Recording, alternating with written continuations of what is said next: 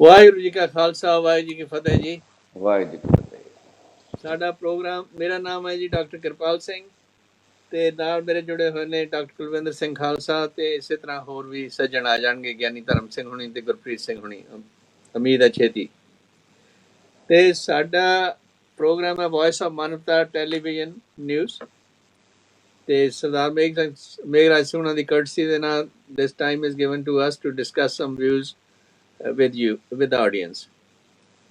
So please subscribe to this program and make it successful so we can increase the quality of this program too. So sab to pehla fateh, Guru Fateh, Vaheguru ji ka Khalsa Vahi Fateh. Welcome Gyani Dharm Singh ji. And Guru Granth Sahib ji da Prakash Divas hai, hune nikalya te odi sab nu mubarak hove, kyunki ਸਾਡੇ ਜਿਹੜੇ present ਗੁਰੂ ਨੇ ਤਾਂ ਗੁਰੂ ਗ੍ਰੰਥ ਸਾਹਿਬ ਹੀ ਨੇ। ਜਦੋਂ ਮਹਾਰਾਜ ਜੋਤੀ ਜੋਤ ਸਮਾਉਣ ਤੋਂ ਪਹਿਲਾਂ 10ਵੇਂ ਪਾਤਸ਼ਾਹ ਨੇ ਕਿਹਾ ਬਈ ਗੁਰਮਾਨਿਓ ਗ੍ਰੰਥ ਤਾਂ ਸਾਨੂੰ ਉਪਦੇਸ਼ ਦਿੱਤਾ ਹੈ ਜੀ। ਤੇ ਅਸੀਂ we were talking about the story of caste system as it relates to the Sikh Gurus. We discussed last time in detail during Guru Nanak's time how Guru Nanak Sahib took, for the sake of equality and equal opportunity for all, how he lived his own life and how he rejected the Janev ceremony and then also fed the poor and hungry sadhus, and then stayed with Pai Lalo because he wanted to support the cause of the poor people.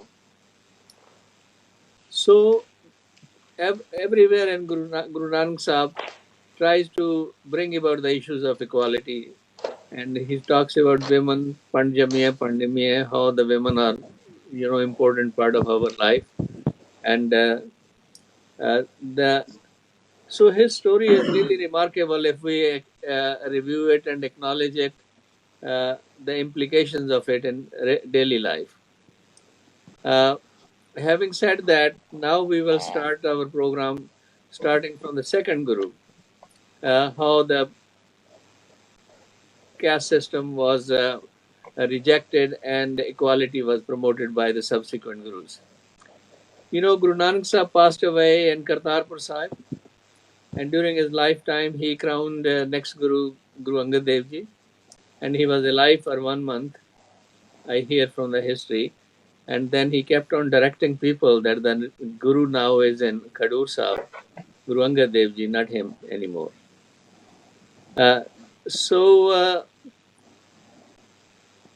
Which is again remarkable, during the lifetime to abdicate and crown the Guru right in front of his own eyes, the most suitable person to guide the destiny of the new community. And in Khadur Sahib, Guru Angad Dev Ji establishes his seat, and how he continues with the kitchen, and Mata Khivi Ji serves in that. So I'll go to Gyani Dharm Singh Ji over here. Ask him, ਦੱਸੋ ਗਿਆਨੀ ਜੀ ਗੁਰੂ ਅੰਗਦ ਦੇਵ ਜੀ ਦੇ ਮੌਕੇ ਕਿਸ ਤਰ੍ਹਾਂ ਜਾਤ ਪਾਤ ਤੋਂ ਛੁਟਕਾਰਾ ਲੈਣ ਦੇ ਲਈ ਕੀ ਇੰਤਜ਼ਾਮ ਕੀਤਾ ਗਿਆ। ਮੇਰੀ ਸਾਰਿਆਂ ਨੂੰ ਵਾਹਿਗੁਰੂ ਜੀ ਕਾ ਖਾਲਸਾ ਵਾਹਿਗੁਰੂ ਜੀ ਕੀ ਫਤਿਹ। ਸ਼੍ਰੀ ਗੁਰੂ ਅੰਗਦ ਦੇਵ ਜੀ ਮਹਾਰਾਜ ਜੀ ਨੇ ਜਿਹੜੇ 7 ਕੁ ਸਾਲ ਸਾਹਿਬ ਸ਼੍ਰੀ ਗੁਰੂ ਨਾਨਕ ਦੇਵ ਜੀ ਮਹਾਰਾਜ ਦੇ ਚਰਨਾਂ ਵਿੱਚ ਗੁਜ਼ਾਰੇ, ਉਹਨਾਂ ਨੇ ਗੁਰੂ ਨਾਨਕ ਦੇਵ ਜੀ ਮਹਾਰਾਜ ਜੀ ਦੇ ਪਰਥਾਏ ਜਿੰਨਾ ਆਪ ਦੇਖਿਆ, ਜਿਹੜਾ ਆਪਣੇ ਤੋਂ ਪਹਿਲੇ ਗੁਰਸਿੱਖਾਂ ਤੋਂ ਉਹਨਾਂ ਨੇ ਸੁਣਿਆ, ਉਹਨਾਂ ਦੇ ਜੀਵਨ ਦੇ ਵਿੱਚ ਉਤਰਿਆ ਗਿਆ।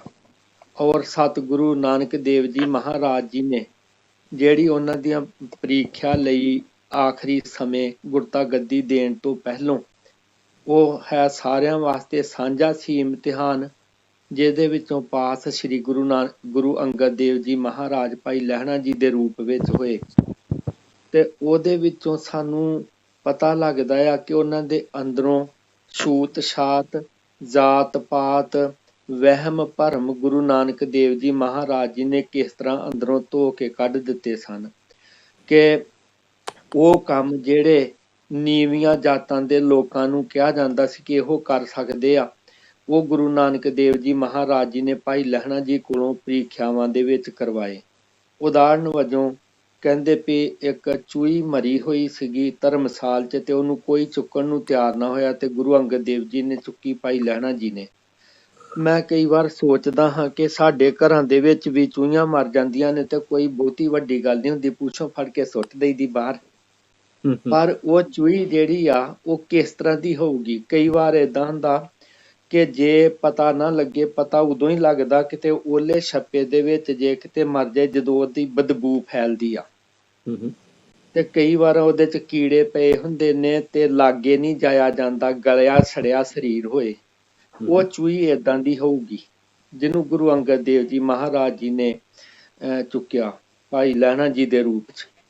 ਫਿਰ ਜਿਹੜਾ ਲੋਟੇ ਦੀ ਗੱਲ ਆਉਂਦੀ ਆ ਕਿ ਟੋਏ ਦੇ ਵਿੱਚ ਪਾਣੀ ਵਾਲੇ ਚ ਗੁਰੂ ਸਾਹਿਬ ਜੀ ਦਾ ਲੋਟਾ ਡਿੱਗ ਗਿਆ ਤੇ ਉਹਨੂੰ ਕੋਈ ਚੁੱਕਣ ਨੂੰ ਤਿਆਰ ਨਾ ਹੋਇਆ ਤੇ ਭਾਈ ਲਹਿਣਾ ਜੀ ਨੇ ਚੁੱਕਿਆ। ਉਹਦਾ ਮੈਂ ਕਈ ਵਾਰ ਸੋਚਦਾ ਸਾਡੇ ਵੀ ਬਰਤਨ ਡਿੱਗ ਜਾਂਦੇ ਨੇ, ਚੁੱਕ ਲਈਦੇ ਆ, ਧੋ ਲਈਦੇ ਆ ਵੀ ਹੱਥ ਬਾਅਦ ਚ, ਪਰ ਉਹ ਟੋਭਾ ਕਿਹੋ ਜਿਹਾ ਹੋਊਗਾ? ਕਈ ਵਾਰ ਅਸੀਂ ਪਿੰਡਾਂ 'ਚ ਦੇਖਦੇ ਹਾਂ, ਅੱਜ ਵੀ ਪਿੰਡਾਂ ਦੇ ਵਿੱਚ ਕਈ ਵਾਰ ਗਲੀਆਂ ਨਾਲੀਆਂ ਦਾ ਜਿਹੜਾ ਗੰਦਾ ਪਾਣੀ ਟੋਭਿਆਂ ਦੇ ਵਿੱਚ ਕਿਤੇ ਟੋਇਆਂ ਦੇ ਵਿੱਚ ਇਕੱਠਾ ਹੁੰਦਾ, ਉਹ ਟੋਆ ਵੀ, ਉਹ ਪਾਣੀ ਵੀ ਬਹੁਤ ਗੰਦਾ ਹੋਏਗਾ ਜਿਹਦੇ 'ਚ ਕੋਈ ਵੀ ਸਿੱਖ ਹੱਥ ਪਾਉਣ ਨੂੰ ਤਿਆਰ ਨਹੀਂ ਹੋਇਆ ਹੋਣਾ, ਤੇ ਉਹ ਡੂੰਘਾ ਵੀ ਹੋਊਗਾ। ਤੇ ਇਸ ਕਰਕੇ ਇਹ ਉਹਨਾਂ ਦੇ ਅੰਦਰੋਂ ਉਹ ਕਰਮ, ਜਿਹੜੇ ਕੰਮਾਂ ਨੂੰ ਕਰਨ ਵਾਲਿਆਂ ਨਾਲ ਲੋਕ ਨਫ਼ਰਤ ਕਰਦੇ ਸੀ, ਸ੍ਰੀ ਗੁਰੂ ਨਾਨਕ ਦੇਵ ਜੀ ਮਹਾਰਾਜ ਦੀ ਕਿਰਪਾ ਸਦਕਾ ਭਾਈ ਲਹਿਣਾ ਜੀ ਦੇ ਅੰਦਰੋਂ ਪੂਰੀ ਤਰ੍ਹਾਂ ਉਹ ਦੂਰ ਹੋ ਚੁੱਕੇ ਸਨ। ਇਹੋ ਕਾਰਨ ਹੈ ਕਿ ਗੁਰੂ ਨਾਨਕ ਦੇਵ ਜੀ ਮਹਾਰਾਜ ਜੀ ਦੇ ਉੱਥੇ ਸੇਵਾ ਕਰਦਿਆਂ ਕਰਤਾਰਪੁਰ ਖੇਤੀਬਾੜੀ ਦਾ ਵੀ ਪਹਿਲੇ ਦਿਨ ਹੀ ਜਿਸ ਦਿਨ ਗਏ ਆ ਤੇ ਕਹਿੰਦੇ ਕਿ ਮਣ ਪੱਕਾ, ਸਵਾ ਮਣ ਲੂਣ ਜਿਹੜਾ, ਕਿਉਂਕਿ ਇਹ ਲੂਣ ਦਾ ਵਪਾਰ ਕਰਦੇ ਸੀ ਤੇ ਆਪਣੇ ਸਿਰ ਤੇ ਚੁੱਕ ਕੇ ਲੰਗਰ ਵਾਸਤੇ ਖਡੂਰ ਸਾਹਿਬ ਤੋਂ ਕਰਤਾਰਪੁਰ ਸਾਹਿਬ ਤੱਕ ਗਏ। ਜਾਂਦਿਆਂ ਹੀ ਪਤਾ ਲੱਗਾ ਕਿ ਗੁਰੂ ਨਾਨਕ ਦੇਵ ਜੀ ਮਹਾਰਾਜ ਖੇਤਾਂ 'ਚ ਨੇ ਤੇ ਉੱਥੇ ਪਹੁੰਚ ਗਏ।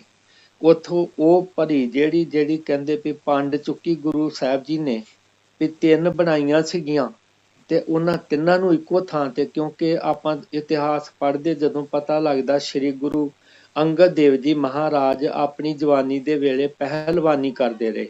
ਇਹੋ ਕਾਰਨ ਹੈ ਕਿ ਉਹਨਾਂ ਵਾਸਤੇ ਉਹ 3 ਪੰਡਾਂ ਇਕੱਠੀਆਂ ਬੰਨ ਕੇ ਵੀ ਚੁੱਕਣੀਆਂ ਔਖੀਆਂ ਨਹੀਂ ਲੱਗੀਆਂ। ਫਿਰ ਉਹ ਜਿਹੜਾ ਨਦੀਨ ਸੀਗਾ, ਉਹ ਘਾਹ ਕੱਢਿਆ ਹੋਇਆ ਜਿਹੜਾ ਸੀਗਾ, ਉਹ ਮਿੱਟੀ ਨਾਲ ਲਿਬੜਿਆ ਹੋਇਆ ਸੀਗਾ। ਪੜ੍ਹਦੇ ਵੀ ਅਸੀਂ, ਜਿਵੇਂ ਜਨਮ ਸਾਖੀ 'ਚ ਆਉਂਦਾ ਵੀ ਗੁਰੂ ਮਾਤਾ ਤ੍ਰਿਪਤਾ ਜੀ ਨੇ, ਮਾਤਾ ਸੁਲੱਖਣੀ ਜੀ ਨੇ ਕਿਹਾ ਵੀ ਤੁਸੀਂ ਕੁਛ ਤੇ ਦੇਖਿਆ ਕਰੋ ਵੀ ਇਹਨਾਂ ਦੇ ਬਸਤਰ ਕਿੰਨੇ ਸਾਫ਼, ਪਹਿਲੋਂ ਇੰਨਾ ਸਫ਼ਰ ਕਰਕੇ ਇੰਨਾ ਭਾਰ ਸਿਰ ਤੇ ਚੁੱਕ ਕੇ ਲਿਆਏ ਤੇ ਆਉਂਦਿਆਂ ਹੀ ਤੁਸੀਂ ਫਿਰ ਇੰਨਾ ਭਾਰ, ਤੇ ਉਹ ਵੀ ਇਹਨਾਂ ਦੇ ਕੱਪੜੇ ਵੇਖੋ ਕਿੱਦਾਂ ਚਿੱਕੜ ਦੇ ਨਾਲ ਖਰਾਬ ਹੋ ਗਏ ਨੇ। ਤੇ ਗੁਰੂ ਨਾਨਕ ਦੇਵ ਜੀ ਮਹਾਰਾਜ ਨੇ ਬਚਨ ਕੀਤੇ ਕਿ ਇਹ ਘਾਹ ਦੀ ਪੰਡ ਨਹੀਂ ਆ, ਇਹ ਤੇ ਦੀਨ ਦੁਨੀ ਦਾ ਛਤਰ ਆ ਇਹਨਾਂ ਦੇ ਸਿਰ ਤੇ। ਇਹ ਜਿਹੜਾ ਤੁਸੀਂ ਚਿੱਕੜ ਕਹਿੰਦੇ ਇਹ ਤੇ ਕੇਸਰ ਆ। ਭਾਵ ਇਹ ਆ ਕਿ ਗੁਰੂ ਅੰਗਦ ਦੇਵ ਜੀ ਮਹਾਰਾਜ ਦੇ ਅੰਦਰ ਉਹ ਭਾਵਨਾ ਫਿਰ ਜਿਹੜੀ ਲੰਗਰ ਦੇ ਵਿੱਚ, ਕਿਉਂਕਿ ਸਾਰੀਆਂ ਹੀ ਬਰਾਦਰੀਆਂ ਦੇ ਜਿਹੜੇ ਗੁਰੂ ਕੇ ਚਰਨਾਂ ਦੇ ਵਿੱਚ ਸਿੱਖ ਬਣਦੇ ਸੀਗੇ, ਉਹਨਾਂ ਦੇ ਵਿੱਚ ਅਖੌਤੀ, ਸ਼ੂਦਰ, ਨੀਚ ਸਾਰੇ, ਤੇ ਉਹਨਾਂ ਦੀ ਜਿਹੜੀ ਲੰਗਰ ਦੀ ਸੇਵਾ ਇੱਕ ਪੰਗਤ 'ਚ ਬਿਠਾ ਕੇ ਸ੍ਰੀ ਗੁਰੂ ਅੰਗਦ ਦੇਵ ਜੀ ਮਹਾਰਾਜ ਦੇ ਲੰਗਰ ਦੀ ਵਿਸ਼ੇਸ਼ ਤੌਰ ਤੇ ਭਾਈ ਸੱਤਾ ਬਲਵੰਡ ਜੀ ਨੇ ਆਪਣੀ ਵਾਰ ਵਿੱਚ ਜ਼ਿਕਰ ਕੀਤਾ ਉਹਨਾਂ ਦੇ ਲੰਗਰ ਦਾ, ਜਦੋਂ ਕਹਿੰਦੇ ਬਲਵੰਡ ਖੀਵੀ ਨੇਕ ਜਨ ਜਿਸ ਬਹੁਤੀ ਛਾਉ ਪਤਰਾਲੀ, ਲੰਗਰ ਦੌਲਤ ਵੰਡੀਐ ਰਸ ਅੰਮ੍ਰਿਤ ਖੀਰ ਘਿਆਲੀ। ਕਿ ਮਾਤਾ ਖੀਵੀ ਜੀ ਜਿਵੇਂ ਮਾਂ ਆਪਣੇ ਪੁੱਤਰਾਂ ਨੂੰ ਪਿਆਰ ਨਾਲ, ਸ਼ਰਧਾ ਦੇ ਨਾਲ, ਚਾਅ ਨਾਲ ਲੰਗਰ ਛਕਾਉਂਦੀ, ਮਾਤਾ ਖੀਵੀ ਜੀ ਇਸ ਤਰ੍ਹਾਂ ਸੇਵਾ ਕਰਦੇ ਰਹੇ। ਇੱਥੋਂ ਸਾਨੂੰ ਗੁਰੂ ਸਾਹਿਬ ਜੀ। ਥੈਂਕ ਯੂ ਜੀ, thank you for that introduction। ਤੇ ਦੇਖੋ ਆਪਣੇ ਡਾਕਟਰ ਸਾਹਿਬ ਤੁਸੀਂ ਦੱਸੋ ਆਪਣੇ ਵਿਚਾਰ ਕਿ ਕਿਸ ਤਰ੍ਹਾਂ ਇਹ ਪ੍ਰਫੁੱਲਤ ਹੋਇਆ ਇਕੁਆਲਿਟੀ ਸਿਸਟਮ ਜਿਹੜਾ ਗੁਰੂ ਨਾਨਕ ਦੇਵ ਨੇ ਸ਼ੁਰੂ ਕੀਤਾ ਸੀ ਗੁਰੂ ਅੰਗਦ ਦੇਵ ਜੀ ਮੌਕੇ। ਹਾਂਜੀ ਸਰ, ਗੁਰੂ ਅੰਗਦ ਦੇਵ ਮਹਾਰਾਜ ਦੇ ਸਮੇਂ ਜਿਸ ਤਰ੍ਹਾਂ ਥੋੜਾ ਜਿਹਾ ਉੱਚੀ ਹੈ ਜੀ, ਪ੍ਰਿੰਸੀਪਲ ਸਾਹਿਬ ਨੇ, ਆ ਰਹੀ ਆਵਾਜ਼ ਜੀ? ਹਾਂਜੀ ਹੁਣ ਆ ਰਹੀ ਹੈ। ਹਾਂਜੀ, ਪ੍ਰਿੰਸੀਪਲ ਸਾਹਿਬ ਨੇ, ਗਿਆਨੀ ਧਰਮ ਸਿੰਘ ਜੀ ਨੇ ਦੱਸਿਆ ਕਿ ਲੰਗਰ ਦੀ ਪ੍ਰਥਾ ਤਾਂ ਜਿੱਦਾਂ ਜੋ ਸ਼ੁਰੂ ਕੀਤੀ ਹੈ, ਤੇ ਉੱਥੇ ਸਭ ਤੋਂ ਪਹਿਲਾਂ ਕਿ ਗੁਰੂ ਨਾਨਕ ਸਾਹਿਬ ਨੇ ਜਾਤ ਪਾਤ ਦੇ ਸਿਸਟਮ ਨੂੰ ਖੰਡਨ ਕਰਤਾ ਸੀ। ਸੋ ਹਾਂਜੀ ਲੰਗਰ ਵਿੱਚ ਇਹ ਬੜਾ ਵੱਡਾ ਇੱਕ, ਜਿਹਨੂੰ ਕਹਿੰਦੇ ਆ ਨਾ, ਦਲੇਰੀ ਵਾਲਾ ਇੱਕ ਸਟੈਪ ਸੀ, ਤੇ ਲੋਕਾਂ ਨੂੰ ਪ੍ਰੈਕਟੀਕਲੀ ਇਸ ਚੀਜ਼ ਦੇ ਲਿਆਉਣ ਵਾਸਤੇ ਸੀ, ਕਿਉਂਕਿ ਥਿਓਰੈਟੀਕਲੀ ਤਾਂ ਲੋਕੀ ਗੱਲਾਂ ਸੁਣ ਲੈਂਦੇ ਆ, ਲੇਕਿਨ ਉਹਨੂੰ ਪ੍ਰੈਕਟੀਕਲੀ ਫੋਲੋ ਕਰਨ ਲੱਗਿਆ ਲੋਕੀ ਫਿਰ ਨਾ ਹਿਚਕਿਚਾਉਂਦੇ ਆ। ਰਾਈਟ ਸੋ ਗੁਰੂ ਸਾਹਿਬਾਨ ਨੇ ਉਹ ਚੀਜ਼ ਨੂੰ ਗੁਰਦੁਆਰਾ ਵਿੱਚ ਸ਼ੁਰੂ ਕਰ ਦਿੱਤਾ ਕਿ ਜਿਹੜਾ ਆਏਗਾ ਜੇ ਲੰਗਰ ਛਕੇਗਾ ਤੇ ਉਹਦੇ ਵਿੱਚ ਕੋਈ ਡਿਫਰੈਂਸ਼ੀਏਸ਼ਨ ਨਹੀਂ ਹੋਏਗੀ, ਕੋਈ ਵੱਡਾ ਛੋਟਾ ਨਹੀਂ ਹੋਏਗਾ, ਸਾਰੇ ਬਰਾਬਰ, ਸਾਰੇ ਇਕੱਠੇ ਇੱਕੋ ਥਾਂ ਬਹਿ ਕੇ ਪੰਗਤ ਵਿੱਚ ਬਹਿ ਕੇ ਲੰਗਰ ਛਕਣਗੇ। ਸੋ That's ਇਹ true. ਕਹਿ ਲਓ ਕਿ ਜਿਸ ਤਰ੍ਹਾਂ ਗਿਆਨੀ ਜੀ ਨੇ ਪਿਛਲੀ ਆਪਣੀ ਡਿਸਕਸ਼ਨ 'ਚ ਕਲੀਅਰ ਕੀਤਾ ਸੀ ਕਿ ਜਦੋਂ ਬੌਲੀ ਸਾਹਿਬ ਬਣਾਈ ਹੈ, ਬੌਲੀ ਸਾਹਿਬ ਬਣਾਉਣ ਦਾ ਇੱਕ ਬੜਾ ਵੱਡਾ ਰੀਜ਼ਨ ਸੀ, ਕਿਉਂਕਿ ਗੋਇੰਦਵਾਲ ਸਾਹਿਬ ਦੇ ਨਾਲ ਹੀ ਤੇ ਦਰਿਆ ਚੱਲਦਾ ਹੈ, ਦਰਿਆ ਦੇ ਕੰਢੇ ਤੇ ਗੋਇੰਦਵਾਲ ਸਾਹਿਬ ਵਸਿਆ ਹੈ, ਤੇ ਮਨ 'ਚ ਸਵਾਲ ਆਉਂਦਾ ਕਿ ਬੌਲੀ ਸਾਹਿਬ ਬਣਾਉਣ ਦੀ ਕੀ ਜ਼ਰੂਰਤ ਪੈ ਗਈ, ਪਾਣੀ ਤੇ ਪਹਿਲਾਂ ਹੀ ਬਹੁਤ ਹੈ ਉੱਥੇ।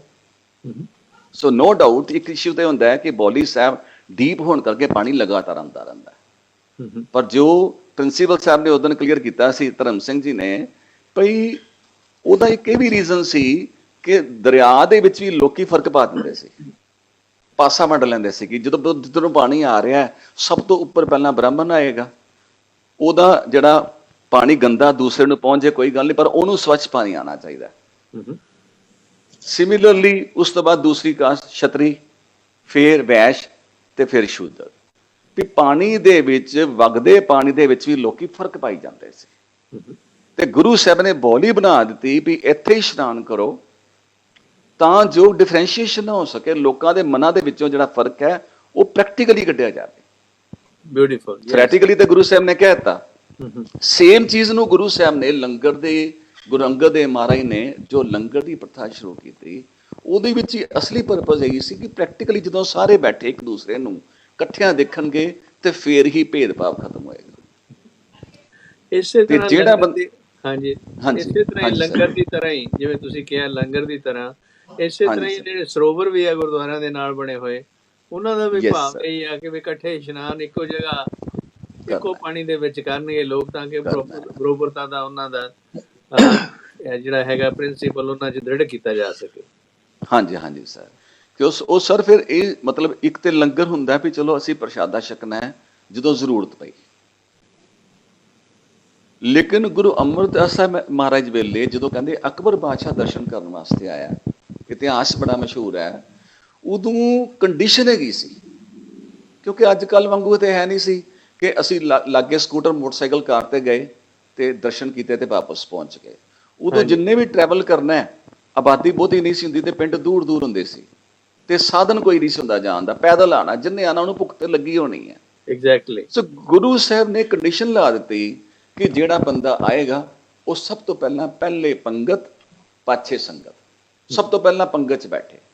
ਹੁਣ ਪੰਗਤ 'ਚ ਬਿਠਾਉਣ ਦਾ ਮਤਲਬ ਇੱਕ ਤੇ ਸੀ ਜਿਹਨੂੰ ਅਸੀਂ ਕਹਿ ਦਿੰਦੇ ਹਾਂ ਵੀ ਰਿਸਪੈਕਟ, ਪਿਆਰ, ਕਿ ਜਿਹੜਾ ਸਾਡੇ ਕੋਲ ਗੈਸਟ ਆਇਆ ਹੈ ਉਹਨੂੰ ਸਭ ਤੋਂ ਪਹਿਲਾਂ ਉਹਦੀ ਸੇਵਾ ਕਰਨੀ, ਚਾਹ ਪਾਣੀ ਦੀ ਸੇਵਾ, ਜਿੱਦਾਂ ਘਰ 'ਚ ਕੋਈ ਆਵੇ ਨਾ ਤਾਂ ਅਸੀਂ ਸਭ ਤੋਂ ਪਹਿਲਾਂ ਉਹਨੂੰ ਆਫਰ ਕਰਦੇ ਹਾਂ ਕੁਛ ਨਾ ਕੁਛ। ਇੱਕ ਤੇ ਇਹ ਸੀ ਕਿ ਜਿਹੜਾ ਮੇਰੇ ਕੋਲ ਆਇਆ, ਮੈਂ ਕੋਈ ਬੜਾ ਵੱਡਾ ਗੁਰੂ ਬਣ ਕੇ ਨਹੀਂ ਬਹਿਣਾ, ਮੈਂ ਉਹਦਾ ਸੇਵਾਦਾਰ ਹਾਂ, ਕਿ ਉਹਦੀ ਸੇਵਾ ਕੀਤੀ ਜਾਵੇ। ਦੂਸਰਾ ਇਸ਼ੂ ਕੀ ਸੀ? ਦੂਸਰਾ ਇਸ਼ੂ ਸੀ ਕਿ ਬਰਾਬਰੀ। ਜਦੋਂ ਬਾਦਸ਼ਾਹ ਆਇਆ, ਹੁਣ ਬਾਦਸ਼ਾਹ ਆਪਣੇ ਆਪ ਨੂੰ ਸਪੈਸ਼ਲ ਸਮਝਦਾ, ਅਕਬਰ ਨੂੰ ਕੀ ਪਤਾ ਵੀ ਇੱਥੇ ਸਾਰੇ ਬਰਾਬਰ ਨੇ, ਜਿਸ ਪੀਰ ਕੋਲ, ਜਿਸ ਗੁਰੂ ਕੋਲ ਮੈਂ ਜਾ ਰਿਹਾ ਵਾਂ ਉੱਥੇ ਮੈਂ ਬਾਦਸ਼ਾਹ ਬਣ ਕੇ ਨਹੀਂ ਜਾ ਸਕਦਾ। ਜਦੋਂ ਅਕਬਰ ਆਇਆ ਤੇ ਉਹਨੇ ਦਰਸ਼ਨ ਕਰਨ ਦੀ ਇੱਛਾ ਪ੍ਰਗਟ ਕੀਤੀ, ਪਰ ਉਹਨੂੰ ਪਹਿਲਾਂ ਪਤਾ ਲੱਗਿਆ ਕਿ ਗੁਰੂ ਸਾਹਿਬ ਦੇ ਦਰਸ਼ਨ ਕਰਨ ਤੋਂ ਪਹਿਲਾਂ ਇੱਕ ਪ੍ਰੀ ਕੰਡੀਸ਼ਨ ਹੈ, ਤੈਨੂੰ ਪਹਿਲਾਂ ਲੰਗਰ 'ਚ ਬਹਿ ਕੇ ਲੰਗਰ ਛਕਣਾ ਪਏਗਾ ਸਾਰਿਆਂ ਦੇ ਬਰਾਬਰ। ਤੂੰ ਬਾਦਸ਼ਾਹ ਬਣ ਕੇ ਗੁਰੂ ਕੋਲ, ਮੈਸੇਜ ਕੀ ਸੀ ਕਿ ਤੂੰ ਬਾਦਸ਼ਾਹ ਬਣ ਕੇ ਗੁਰੂ ਕੋਲ ਨਹੀਂ ਆ ਸਕਦਾ, ਤੇ ਨਾ ਬਾਦਸ਼ਾਹ ਬਣ ਕੇ ਆ ਕੇ ਤੂੰ ਗੁਰੂ ਕੋਲੋਂ ਕੁਝ ਲੈ ਸਕਦਾ। ਜੇ ਆਣਾ ਹੈ ਤੇ ਨਿਮਰ ਹੋ ਕੇ ਤੇ ਬਰਾਬਰ ਹੋ ਕੇ ਆਣਾ ਹੈ, ਫਿਰ ਨਿਮਰਤਾ ਦੇ ਨਾਲ ਆਣਾ ਹੈ। ਸੇਮ ਜਿਹੜੀ ਇਤਿਹਾਸ, ਹਾਂਜੀ ਤੇ ਹਾਂਜੀ ਇੱਕ ਗੱਲ ਸਰ ਸ਼ੇਅਰ ਕਰਨੀ ਚਾਹੁੰਦਾ ਵਾਂ, ਇਹੀ ਹਿਸਟਰੀ ਜਿਹੜੀ ਹੈ ਗੁਰੂ ਅੰਗਦ ਸਾਹਿਬ ਵੇਲੇ ਆਉਂਦੀ ਹੈ। ਗੁਰੂ ਅੰਗਦ ਦੇਵ ਮਹਾਰਾਜ ਬੱਚਿਆਂ ਦੀ ਕਲਾਸ ਲਾ ਰਹੇ ਸਨ, ਜਿਸ ਤਰ੍ਹਾਂ ਪ੍ਰਿੰਸੀਪਲ ਸਾਹਿਬ ਨੇ ਦੱਸਿਆ ਨਾ, ਧਰਮ ਸਿੰਘ ਜੀ ਨੇ, ਕਿ ਗੁਰੂ ਸਾਹਿਬ ਬੱਚਿਆਂ ਦੀ ਕੁਸ਼ਤੀ ਦੀਆਂ ਟ੍ਰੇਨਿੰਗ ਦਿੰਦੇ ਸੀ, ਆਪ ਵੀ ਪਹਿਲਵਾਨੀ ਕਰਦੇ ਰਹੇ ਤੇ ਬੱਚਿਆਂ ਨੂੰ ਵੀ ਪਹਿਲਵਾਨੀ ਕਰਾਉਂਦੇ ਸੀ। ਇਸੇ ਤਰ੍ਹਾਂ ਗੁਰੂ ਸਾਹਿਬ ਨੇ ਬੱਚਿਆਂ ਨੂੰ ਪੜ੍ਹਾਉਣਾ ਵੀ ਸ਼ੁਰੂ ਕੀਤਾ ਹੈ ਸੀ, ਗੁਰਮੁਖੀ ਪੜ੍ਹਾਉਂਦੇ ਸੀ। ਤੇ ਇੱਕ ਵਾਰੀ ਗੁਰੂ ਸਾਹਿਬ ਕਲਾਸ ਲਾ ਰਹੇ ਸਨ ਬੱਚਿਆਂ ਦੀ। ਬੱਚੇ ਕਿਹੜੇ ਹੋਣਗੇ? ਛੋਟੇ ਛੋਟੇ ਬੱਚੇ, ਵੱਡੀਆਂ ਛੋਟੀਆਂ ਸਾਰੀਆਂ ਜਾਤਾਂ ਦੇ ਜੋ ਬਣੀਆਂ ਹੋਈਆਂ ਸੰਸਾਰ ਦੇ ਵਿੱਚ। ਤੇ ਉਸ ਵੇਲੇ ਦਾ ਰਾਜਾ ਪ੍ਰਿੰਸੀਪਲ ਸਾਹਿਬ ਨੂੰ ਨਾਂ ਯਾਦ ਹੈਗਾ, ਮੈਂ ਨਾਂ ਭੁੱਲ ਗਿਆ, ਉਹ ਪਿੱਛੋਂ ਜੰਗ ਹਾਰ ਕੇ ਗੁਰੂ ਸਾਹਿਬ ਦੇ ਦਰਸ਼ਨ ਕਰਨ ਲਈ ਆਇਆ। Humayun. Humayun, yes, thank you. ਤੇ ਹਮਾਯੂ ਗੁਰੂ ਸਾਹਿਬ ਦੇ ਦਰਸ਼ਨ ਕਰਨ ਵਾਸਤੇ ਆਇਆ ਕਿ ਸੰਤ ਮਹਾਂਪੁਰਖ ਨੇ ਮੈਂ ਅਸੀਸ ਲਵਾਂ ਤੇ ਮੈਨੂੰ ਜਿੱਤ ਹੋਵੇ। ਲੇਕਿਨ ਰਾਜੇ ਵਿੱਚ ਹੈਂਕੜ ਹੁੰਦੀ ਹੈ, ਉਹਨੂੰ ਆਦਤ ਪੈ ਚੁੱਕੀ ਹੁੰਦੀ ਹੈ ਸੰਸਾਰ ਦੇ ਨਾਲ ਆਪਣੀ ਮਨਮਰਜ਼ੀ ਕਰਨ ਦੀ। ਉਹ ਗੁਰੂ ਸਾਹਿਬ ਦੇ ਕਲਾਸ ਲਾ ਰਹੇ ਸਨ ਗੁਰੂ ਸਾਹਿਬ, ਤੇ ਹਮਾਯੂ ਆ ਕੇ ਕੋਲ ਦਰਸ਼ਨ ਕਰਨ ਵਾਸਤੇ ਆਇਆ ਤੇ ਗੁਰੂ ਸਾਹਿਬ ਨੇ ਉਹਨੂੰ ਅਟੈਂਡ ਨਾ ਕੀਤਾ। ਗੁਰੂ ਸਾਹਿਬ ਕਲਾਸ ਦੇ ਵਿੱਚ ਬਿਜ਼ੀ ਰਹੇ। 1 ਮਿੰਟ 2 ਮਿੰਟ 4 ਮਿੰਟ ਖਲੋਤਾ ਤੇ ਉਹਨੂੰ ਬੜਾ ਗੁੱਸਾ ਚੜਿਆ ਕਿ ਮੈਂ ਐਡਾ ਵੱਡਾ ਬਾਦਸ਼ਾਹ, ਮੈਂ ਇਸ ਸੰਤ ਨੂੰ ਮਿਲਣ ਆਇਆ ਤੇ ਮੇਰੇ ਵੱਲ ਤੱਕਦਾ ਹੀ ਨਹੀਂ ਪਿਆ। ਇਹ ਤੇ ਹੈ ਨਹੀਂ ਮੇਰੇ ਕੋਲ ਇੰਨੇ ਘੋੜੇ ਲਾਮ ਲਸ਼ਕਰ, ਇਹਨੂੰ ਪਤਾ ਨਾ ਲੱਗਾ ਹੋਵੇ। ਉਹਨੇ ਨਾ ਗੁੱਸੇ ਵਿੱਚ ਆਖਵਾਨੀ ਕਿਰਪਾਨ ਕਰਨੀ ਚਾਹੀ ਤੇ ਗੁਰੂ ਸਾਹਿਬ ਹੱਸ ਪਏ। ਗੁਰੂ ਸਾਹਿਬ ਹੱਸ ਪਏ ਵੀ ਹਮਾਯੂ, ਇਹ ਤੇਰੀ ਕਿਰਪਾਨ ਪੀਰਾਂ ਕੇ ਨਿਕਲਦੀ ਹੈ, ਜੰਗੇ ਮੈਦਾਨ 'ਚ ਤੇ ਤੇਰੀ ਕਿਰਪਾਨ ਨੇ ਕੁਛ ਕੀਤਾ ਨਹੀਂ, ਉੱਥੇ ਤੇ ਤੂੰ ਹਾਰ ਕੇ ਆ ਗਿਆ। ਜਦੋਂ ਸੰਤਾਂ ਮਹਾਂਪੁਰਖਾਂ ਕੋਲ ਆਈਦਾ ਨੀਵੇਂ ਬਣ ਕੇ ਆਈਦਾ। ਸੋ ਮੈਸੇਜ ਇਕੁਐਲਿਟੀ ਤੇ ਬਰਾਬਰ ਸਰੇ ਦਾ ਸਤਿਕਾਰ। ਹਾਂਜੀ sir, that's all. Thank you. That's very nice. Gurpreet Singh ਜੀ, ਪਹਿਲੀ ਗੱਲ ਵੈਲਕਮ ਫॉर ਜੁਆਇਨਿੰਗ। ਤੁਹਾਡੇ ਖਿਆਲ ਅਨੁਸਾਰ ਇਹ ਜਿਹੜਾ ਬਰੋਬਰਤਾ ਦਾ ਮੈਸੇਜ ਹੈ, ਇਹ ਜਿਹੜਾ ਗੁਰੂ ਨਾਨਕ ਸਾਹਿਬ ਨੇ ਸ਼ੁਰੂ ਕੀਤਾ, ਗੁਰੂ ਅੰਗਦ ਦੇਵ ਜੀ ਨੇ ਕੀਤਾ, ਤੇ ਗਾਂ ਦੇਖੋ ਜਦੋਂ ਬਾਦਸ਼ਾਹ ਕਹਿੰਦਾ ਮੈਂ ਆਪਣੇ ਖਜ਼ਾਨੇ ਚੋਂ ਦੰਨਾ ਤੁਹਾਨੂੰ, ਇਹ ਚ ਇੰਨਾ ਚੰਗਾ ਕੰਮ ਕਰ ਰਹੇ ਆ ਤੁਸੀਂ, ਮਹਾਰਾਜ ਨੇ ਨਾ ਕਰਤੀ। ਕੀ ਖਿਆਲ ਨਾ ਕਿਉਂ ਕੀਤੀ ਸੀ ਮਹਾਰਾਜ ਨੇ ਤੁਹਾਡੇ ਖਿਆਲ ਅਨੁਸਾਰ? ਹਾਂਜੀ, ਵੈਸ਼ ਮਾਨਵਤਾ ਦੇਖ ਰਹੇ ਸਾਰੇ ਹੀ ਪਿਆਰਿਆਂ ਨੂੰ, ਸਤ ਸੰਗੀਆਂ ਨੂੰ, ਔਰ ਆਪ ਗੈਸਟ ਸਾਹਿਬਾਨਾਂ ਨੂੰ, ਮਾਣਯੋਗ ਡਾਕਟਰ ਸਾਹਿਬ ਜੀ ਹੋ ਗਏ, ਧਰਮ ਸਿੰਘ ਜੀ ਹੋ ਗਏ, ਤੁਸੀਂ ਹੋ ਗਏ, ਵਾਹਿਗੁਰੂ ਜੀ ਕਾ ਖਾਲਸਾ, ਵਾਹਿਗੁਰੂ ਜੀ ਕੀ ਫਤਿਹ।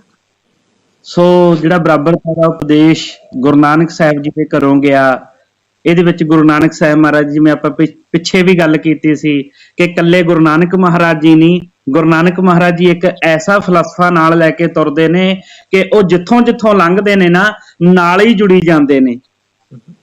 ਤੇ ਗੁਰੂ ਨਾਨਕ ਸਾਹਿਬ ਮਹਾਰਾਜ ਜੀ ਜਿਵੇਂ ਬਨਾਰਸ ਵਿੱਚ ਜਾਂਦੇ, ਗੁਰੂ ਕਬੀਰ, ਗੁਰੂ ਰਵਿਦਾਸ ਮਹਾਰਾਜ ਨੂੰ ਮਿਲਦੇ ਨੇ, ਉਹਨਾਂ ਨਾਲ ਫਿਰ ਕਾਫਲਾ ਅੱਗੇ ਤੁਰਦਾ, ਫਿਰ ਬਾਬਾ ਫਰੀਦ ਸਾਹਿਬ ਮਹਾਰਾਜ ਜੀ ਤੇ ਜੋ ਉਸ ਸਮੇਂ ਗੱਦੀ ਤੇ ਬੈਠੇ ਸੀ ਉਹਨਾਂ ਦੀ ਬਾਣੀ ਲੈਂਦੇ ਨੇ, ਸਤਿਗੁਰ ਸੂਰਦਾਸ ਦੀ ਬਾਣੀ ਲੈਂਦੇ ਨੇ, ਨਾ ਅਨੇਕ ਮਹਾਂਪੁਰਖਾਂ ਦੀ ਬਾਣੀ ਲੈ ਕੇ ਆਪਣੇ ਕੋਲ ਰੱਖਦੇ ਨੇ।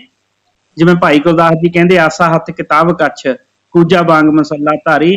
ਜੇ ਉਹਨਾਂ ਦੇ ਹੱਥ ਵਿੱਚ ਸੋਟਾ ਹੁੰਦਾ ਸੀ, ਕਿਉਂਕਿ ਜੰਗਲੀ ਰਸਤਾ ਹੁੰਦਾ ਸੀ, ਪਹਾੜ ਵਾਲਾ ਰਸਤਾ ਹੁੰਦਾ ਸੀ, ਤਾਂ ਕਿਤਾਬ ਕੱਛ ਇੱਕ ਝੋਲਾ ਪਾਇਆ ਹੁੰਦਾ ਸੀ, ਜਿਹਨੂੰ ਅੱਜ ਦੇ ਸਮੇਂ ਵਿੱਚ ਆਪਾਂ ਬੈਗ ਕਹਿ ਦਿੰਦੇ ਹਾਂ, ਤੇ ਉਹਦੇ ਵਿੱਚ ਉਹਨਾਂ ਨੇ ਕਿਤਾਬਾਂ ਭਾਵ ਬਾਣੀ ਰੱਖੀ ਹੁੰਦੀ ਸੀ। ਉਹ ਕਹਿਣ ਦਾ ਮਤਲਬ ਇਹ ਹੈ, ਗੁਰੂ ਸਾਹਿਬਾਨਾਂ ਨੇ ਭਾਰਤ ਦੇ ਵਿੱਚ ਤੇ ਭਾਰਤ ਤੋਂ ਬਾਹਰ ਜਾ ਕੇ ਉਹਨਾਂ ਮਹਾਂਪੁਰਖਾਂ ਦੀ ਬਾਣੀ ਇਕੱਤਰ ਕੀਤੀ, ਜਿਨ੍ਹਾਂ ਨੇ ਸਾਂਝੀਵਾਲਤਾ ਦਾ, ਬਰਾਬਰਤਾ ਦਾ ਉਪਦੇਸ਼ ਦਿੱਤਾ। ਤੇ ਬਾਕੀ ਆਪਣੇ ਗੁਰੂ ਨਾਨਕ ਸਾਹਿਬ ਮਹਾਰਾਜ ਜੀ ਦੇ ਵਿਸ਼ੇ ਤੇ ਪਿਛਲੀ ਵਾਰ ਗੱਲ ਹੋ ਗਈ ਸੀ, ਜਿਵੇਂ ਤੁਸੀਂ ਹੁਣ ਕੀਤਾ ਕਿ ਜਿਹੜਾ ਅਕਬਰ। ਇੱਕ ਮਿੰਟ, ਮੇਰਾ ਸਵਾਲ ਇਹ ਹੈ, ਗੁਰੂ ਮਹਾਰਾਜ ਨੇ, ਗੁਰੂ ਅਮਰਦਾਸ ਜੀ ਨੇ ਕਿਉਂ ਰਿਫਿਊਜ਼ ਕੀਤਾ? ਬਾਦਸ਼ਾਹ ਨੇ ਜਦੋਂ ਆਫਰ ਕੀਤਾ, ਮੈਂ ਆਪਣੇ ਖਜ਼ਾਨੇ ਚੋਂ ਤੁਹਾਡਾ ਲੰਗਰ ਚਲਾਉਣਾ ਚਾਹੁੰਦਾ, ਉੱਥੇ ਹੀ ਆ ਗਿਆ ਜੀ। ਅਕਬਰ ਬਾਦਸ਼ਾਹ ਜਦੋਂ ਆਇਆ ਇੱਥੇ, ਅਕਬਰ ਬਾਦਸ਼ਾਹ ਪਹਿਲੀ ਗੱਲ ਕਿਉਂ ਆਇਆ, ਕਾਰਨ ਕੀ ਹੈ? ਗੁਰੂ ਅਮਰਦਾਸ ਮਹਾਰਾਜ ਜੀ ਕੋਲੇ ਆਇਆ। ਮੈਂ ਇਹਦੇ ਅੱਗੇ ਤੁਹਾਨੂੰ ਜਵਾਬ ਦਿੰਨਾ। ਪਹਿਲਾਂ ਇਹ ਸੋਚਣਾ ਪੈਣਾ ਵੀ ਐਡਾ ਵੱਡਾ ਬਾਦਸ਼ਾਹ ਔਰ ਗੁਰੂ ਨਾਨਕ ਸਾਹਿਬ ਮਹਾਰਾਜ ਜੀ ਦੇ ਦਰ ਤੇ ਆਇਆ, ਜਿਹੜੇ ਗੁਰੂ ਨਾਨਕ ਸਾਹਿਬ ਮਹਾਰਾਜ ਜੀ ਦੇ ਦਰ ਦੀਆਂ ਸ਼ਿਕਾਇਤਾਂ ਅਕਬਰ ਕੋਲ ਪਹੁੰਚੀਆਂ, ਤੇ ਇਹ ਇਸ ਕਰਕੇ ਪਹੁੰਚੀਆਂ ਸੀ ਕਿਉਂਕਿ ਗੁਰੂ ਅਮਰਦਾਸ ਮਹਾਰਾਜ ਜੀ ਨੇ ਸਾਂਝੀਵਾਲਤਾ ਦਾ ਉਪਦੇਸ਼ ਦਿੱਤਾ। ਜਿਵੇਂ ਸਾਡੇ ਮਾਣਯੋਗ ਡਾਕਟਰ ਸਾਹਿਬ ਜੀ ਨੇ ਆਖਿਆ ਕਿ ਗੁਰੂ ਅਮਰਦਾਸ ਮਹਾਰਾਜ ਜੀ ਨੇ ਸੰਗਤ ਔਰ ਪੰਗਤ ਦੀ ਮਰਿਆਦਾ ਚਲਾਈ। ਉਹਨਾਂ ਨੇ ਇੱਕ ਬੌਲੀ ਸਾਹਿਬ ਬਣਵਾਈ, ਇੱਕ ਖੂਹ ਸੀ, ਖੂਹ ਦੇ ਵਿੱਚ ਪੌੜੀਆਂ ਲਗਾ ਦਿੱਤੀਆਂ, ਔਰ ਉਹਦੇ ਵਿੱਚੋਂ ਚੂਲੀ ਭਰਦੇ ਸੀ, ਇਸ਼ਨਾਨ ਕਰਦੇ ਸੀ ਲੋਕ, ਤੇ ਉਹਦੇ ਨਾਲ ਜਾਤ ਪਾਤ ਖਤਮ ਹੁੰਦੀ ਸੀ। ਤੇ ਇਹ ਜਿਹੜੇ ਜਾਤੀਵਾਦੀ, ਉੱਚ ਜਾਤੀਏ ਲੋਕ ਸੀ, ਉਹਨਾਂ ਨੂੰ ਰਾਸ ਨਾ ਆ ਸਕੀ, ਉਹਨਾਂ ਨੇ ਬਾਦਸ਼ਾਹ ਅਕਬਰ ਕੋਲ ਸ਼ਿਕਾਇਤਾਂ ਕੀਤੀਆਂ। ਪਹਿਲੀ ਗੱਲ ਸ਼ਿਕਾਇਤ ਇਹ ਕੀਤੀ ਕਿ ਇਹਨਾਂ ਕੋਲੇ ਜਿਹੜੀ ਇਹ ਬਾਣੀ ਪੜ੍ਹਦੇ ਨੇ, ਜਿਹੜੀ ਇਹਨਾਂ ਕੋਲ ਬਾਣੀ ਹੈ, ਉਹ ਬਾਣੀ ਦੇ ਵਿੱਚ ਸਾਡੀ ਤੋਹੀਨ ਕਰਦੇ ਨੇ। ਜੋ ਤੂੰ ਬ੍ਰਾਹਮਣੀ ਜਾਇਆ ਤੋ ਆਨ ਬਾਟ ਨਹੀਂ ਕਾਹੇ ਨਹੀਂ ਆਇਆ। ਗੁਰੂ ਨਾਨਕ ਸਾਹਿਬ ਮਹਾਰਾਜ ਜੀ ਨੇ ਤਾਂ ਆਖਿਆ, ਕਾਦੀ ਕੂੜ ਬੋਲ ਮਲ ਖਾਏ, ਬ੍ਰਾਹਮਣ ਨਾ ਵੈ ਜੀਆਂ ਖਾਏ।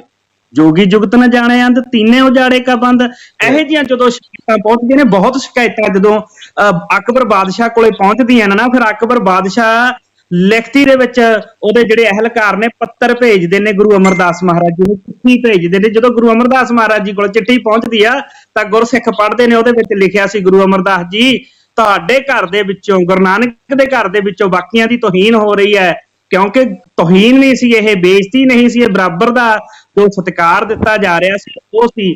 ਤੇ ਜਦੋਂ ਕਿਹਾ ਨਾ ਵੀ ਗੁਰੂ ਅਮਰਦਾਸ ਮਹਾਰਾਜ ਜੀ ਤੁਸੀਂ ਆਓ ਅਕਬਰ ਬਾਦਸ਼ਾਹ ਕੋਲ, ਤੇ ਗੁਰੂ ਅਮਰਦਾਸ ਮਹਾਰਾਜ ਜੀ ਸਰੀਰ ਤੌਰ ਤੇ, ਫਿਰ ਉਹਨਾਂ ਨੇ ਕਿਹਾ ਵੀ ਮੈਂ ਤਾਂ ਜਾ ਨਹੀਂ ਸਕਦਾ, ਮੈਂ ਫਿਰ ਆਪਣੇ ਬਹੁਤ ਹੀ ਸਤਿਕਾਰਯੋਗ ਲਾਡਲੇ ਪੁੱਤਰ ਭਾਈ ਜੇਠਾ ਜੀ ਨੂੰ ਭੇਜਦਾ। ਉਦੋਂ ਗੁਰੂ ਰਾਮਦਾਸ ਮਹਾਰਾਜ ਸੱਚੇ ਪਾਤਸ਼ਾਹ ਜੀ ਨੂੰ ਗੁਰਤਾ ਗੱਦੀ ਨਹੀਂ ਮਿਲੀ ਸੀ, ਫਿਰ ਥਾਪੜਾ ਦੇ ਕੇ ਤੋਰਿਆ ਵੀ ਉਹਨਾਂ ਦੇ ਜਵਾਬ ਦੇ ਕੇ ਆਉਣੇ ਆ। ਭਾਵੇਂ ਕਿ ਇਹ ਬਹੁਤ ਗੁੱਝਾ ਇਤਿਹਾਸ ਹੈ, ਜੇ ਲੁਕੋਇਆ ਗਿਆ ਹੈ। ਅਕਬਰ ਬਾਦਸ਼ਾਹ ਦਾ ਬਹੁਤ ਹੀ ਮੰਨਿਆ ਪ੍ਰਮੰਨਿਆ ਇੱਕ ਮੰਤਰੀ ਹੋਇਆ ਜਿਹਦਾ ਨਾਮ ਬੀਰਬਲ ਸੀ, ਜਿਹੜਾ ਕਿਸੇ ਨੂੰ ਗੱਲ ਨਹੀਂ ਆਉਣ ਦਿੰਦਾ ਸੀ, ਇੱਕ ਗੱਲ ਦੀਆਂ 50-50 ਉਦਾਹਰਨਾਂ ਦੇ ਦਿੰਦਾ ਸੀ। ਉਹਦੀਆਂ ਤੁਸੀਂ ਅਖਬਾਰਾਂ ਦੇ ਵਿੱਚ ਅੱਜ ਉਹਦਾ ਕਿਤਾਬਾਂ ਦੇ ਵਿੱਚ ਕਹਾਣੀਆਂ ਪੜ੍ਹਦੇ ਹੋ। ਤੇ ਜਦੋਂ ਉੱਥੇ ਗਏ ਨਾ, ਫਿਰ ਇਹਨਾਂ ਬ੍ਰਾਹਮਣਾਂ ਦੇ ਵੱਲੋਂ, ਮਨੂਵਾਦੀ ਲੋਕਾਂ ਦੇ ਵੱਲੋਂ, ਮੈਂ ਫੇਰ ਬੇਨਤੀ ਕਰਦੇ ਆ, ਗੁਰੂ ਨਾਨਕ ਦਾ ਘਰ ਕਿਸੇ ਧਰਮ ਦੇ ਵਿਰੁੱਧ ਨਹੀਂ। ਗੁਰੂ ਨਾਨਕ ਦਾ ਜਿਹੜਾ ਘਰ ਹੈ ਉਹ ਗੱਲ ਉਹ ਇੱਕ ਠੀਕ ਹੈ। Gurpreet Singh ji, I have to censor you here ਕਿ ਬਈ ਸਾਡੇ ਕੋਲ ਟਾਈਮ ਲਿਮਿਟਡ ਹੈ, ਇਸ ਕਰਕੇ we have to go to the focus the point ਕਿ ਬਈ ਗੁਰੂ ਅਮਰਦਾਸ ਨੇ ਕਿਉਂ ਰਿਫਿਊਜ਼ ਕੀਤਾ। ਮੈਨੂੰ ਇਹ ਪਤਾ ਲੱਗਿਆ ਸੀਗਾ ਕਿ ਬਈ ਉਹ ਕਹਿੰਦਾ ਸੀ ਕਿ ਮਹਾਰਾਜ ਕਹਿੰਦੇ ਵੀ ਜੇ ਬਾਦਸ਼ਾਹ ਇਹ ਜਿਹੜਾ ਲੰਗਰ ਹੈ ਅੱਜ ਤਾਂ ਤੁਸੀਂ ਦੇ ਰਹੇ ਆ ਇੱਥੇ ਆਫਰ, ਕੱਲ ਨੂੰ ਬਾਦਸ਼ਾਹ ਕੋਈ ਬਦਲ ਜਾਂਦਾ ਤੇ ਫਿਰ ਉਹ ਕਹਿੰਦੇ ਨਹੀਂ ਮੈਂ ਇਹ ਠੀਕ ਕਰ ਚਾਲੂ ਰੱਖਣਾ, ਪਰ ਸਾਡਾ ਇਹ ਜਿਹੜਾ ਲੰਗਰ ਹੈ ਸੰਗਤਾਂ ਆਪ ਜਿਹੜੇ ਆਪਣੇ ਇੱਕ ਦੂਜੇ ਦੇ ਨਾਲ ਸਾਂਝ ਪਾ ਕੇ ਚਲਾਉਣਗੀਆਂ ਤੇ ਸਦਾ ਚੱਲਦਾ ਰਹੂਗਾ। ਕੀ ਖਿਆਲ ਹੈ ਗਿਆਨੀ ਧਰਮ ਸਿੰਘ ਜੀ, ਇਸ ਤਰ੍ਹਾਂ ਦੀ ਕੋਈ ਗੱਲ ਨਹੀਂ ਹੈ? ਬਿਲਕੁਲ ਜੀ, ਜਦੋਂ ਅਕਬਰ ਆਇਆ ਤਾਂ ਉਹਨੇ ਦੇਖਿਆ, ਪਹਿਲੋਂ ਆਪ ਵੀ ਲੰਗਰ ਛਕਿਆ। ਦੋ ਗੱਲਾਂ ਉਦੋਂ ਹੋਈਆਂ ਵੀ ਇੱਕ ਤੇ ਰਾਣੀਆਂ ਨੂੰ ਉਹਨਾਂ ਨੂੰ ਪਰਦਾ ਹਟਾ ਕੇ ਆਉਣ ਦਾ ਤਗੀਦ ਸੀ ਵੀ ਸੰਗਤ ਦੇ ਵਿੱਚ ਪਰਦਾ ਕਰਕੇ ਨਹੀਂ ਆ ਸਕਦੀਆਂ, ਇਹ ਔਰਤ ਜਾਤੀ ਦਾ ਅਪਮਾਨ ਆ। ਦੂਸਰੀ ਗੱਲ, ਪਹਿਲੇ ਪੰਗਤ ਪਾਤਸ਼ਾਹ ਸੰਗਤ ਪਹਿਲੋਂ ਲੰਗਰ ਛਕਣਾ ਪਊ। ਜਦੋਂ ਉਹਨਾਂ ਵੇਖਿਆ ਕਿ ਇੱਥੇ ਇੰਨੇ ਲੋਕ ਜਿਹੜੇ ਨੇ ਲੰਗਰ ਛਕ ਰਹੇ ਨੇ, ਇੰਨੀ ਸੰਗਤ ਆਉਂਦੀ, ਤੇ ਉੱਥੇ ਦਾ ਉਪਦੇਸ਼ ਸਾਰਾ ਕੁਝ ਵੇਖ ਕੇ ਇੰਨਾ ਪ੍ਰਭਾਵਿਤ ਹੋਇਆ ਕਿ ਜਾਣ ਲੱਗਾ, ਕਹਿੰਦਾ ਵੀ ਮੈਂ ਲੰਗਰ ਦੇ ਨਾਮ ਜਗੀਰ ਲਾਉਣੀ ਚਾਹੁੰਦਾ। ਤੇ ਸ੍ਰੀ ਗੁਰੂ ਅਮਰਦਾਸ ਜੀ ਨੇ ਮਨੇ ਕਰ ਦਿੱਤਾ ਕਿ ਇਹ ਬਾਦਸ਼ਾਹਾਂ ਦੀਆਂ ਜਗੀਰਾਂ ਦੇ ਨਾਲ ਲੰਗਰ ਨਹੀਂ ਚੱਲੇਗਾ, ਇਹ ਸਿੱਖਾਂ ਦੀ ਧਰਮ ਦੀ ਕਿਰਤ ਦੇ ਨਾਲ, ਦਸਾਂ ਨੋਹਾਂ ਦੀ ਕਮਾਈ ਕੀ ਧਰਮ ਦੀ ਕਿਰਤ ਕੀਤੀ ਹੋਈ ਦੇ ਵਿੱਚੋਂ ਚੱਲੂਗਾ। ਤੇ ਇਸ ਕਰਕੇ ਉਹਨਾਂ ਮਨੇ ਕਰ ਦਿੱਤਾ ਸੀ। ਅਕਬਰ ਫਿਰ ਵੀ ਜਦੋਂ ਨਾ ਹਟਿਆ, ਫਿਰ ਉਹਨੇ ਕਿਹਾ ਵੀ ਚਲੋ ਧੀਆਂ ਬਰਾਬਰ ਹੁੰਦੀਆਂ ਨੇ, ਤੁਹਾਡੀ ਤੇ ਮੇਰੀ ਕੀ। ਉਹ ਬੀਬੀ ਭਾਨੀ ਜੀ ਦੇ ਨਾਮ ਦੇ ਸ਼ਾਇਦ ਉਹ ਜਗੀਰ ਲਾ ਕੇ ਗਏ, ਜਿਹੜੀ ਬੀੜ ਬਾਬਾ ਬੁੱਢਾ ਜੀ ਜਿੱਥੇ ਫਿਰ ਉਹ ਸੇਵਾ ਸੰਭਾਲ ਕਰਦੇ ਰਹੇ। ਇਹ ਸੀਗਾ ਕਾਰਨ।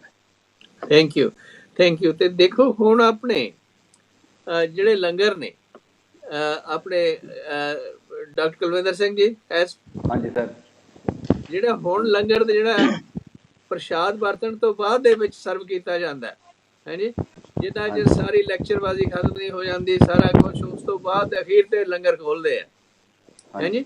ਜਦੋਂ ਕਿ ਗੁਰੂ ਸਾਹਿਬ ਦੇ ਮੌਕੇ ਲੰਗਰ ਪਹਿਲਾਂ ਛਕਦੇ ਸੀ ਜਾਂ ਨਾਲੋਂ ਨਾਲ ਛਕੀ ਜਾਂਦੇ ਸੀ ਤੇ ਫਿਰ ਉਹ ਜਾ ਕੇ ਦਰਸ਼ਨ ਕਰਦੇ ਸੀ ਮਹਾਰਾਜ ਦੇ। ਇਹ ਕੀ ਗੱਲ, ਇਹ ਕਿਉਂ ਜਿਹੜੀ ਹੈ ਇਹ ਰਵਾਇਤ ਜਿਹੜੀ ਉਲਟ ਕਿਉਂ ਪਾ ਦਿੱਤੀ ਗਈ?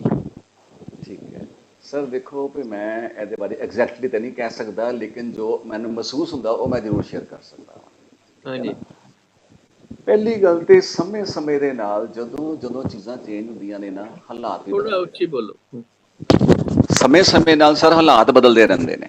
ਹਾਂਜੀ, ਜਦੋਂ ਪੁਰਾਣਾ ਸਮਾਂ ਸੀ ਉਦੋਂ ਸੰਗਤਾਂ ਬਹੁਤ ਦੂਰ ਦੁਰਾਡੇ ਆਉਂਦੀਆਂ ਸੀ, ਨਾ ਤਾਂ ਬਾਜ਼ਾਰਾਂ 'ਚ ਕੋਈ ਹੋਟਲ ਹੁੰਦੇ ਸਨ, ਕਿਧਰੇ ਕੋਈ ਹੁੰਦਾ ਸੀ ਸੰਤ ਮਹਾਂਪੁਰਖ ਕੋਈ ਸਰਾਂ ਸਰੂਪ ਬਣਾ ਦੇਵੇ ਲੋਕਾਂ ਦੇ ਪਾਣੀ ਪੂਣੀ ਪੀਣ ਵਾਸਤੇ।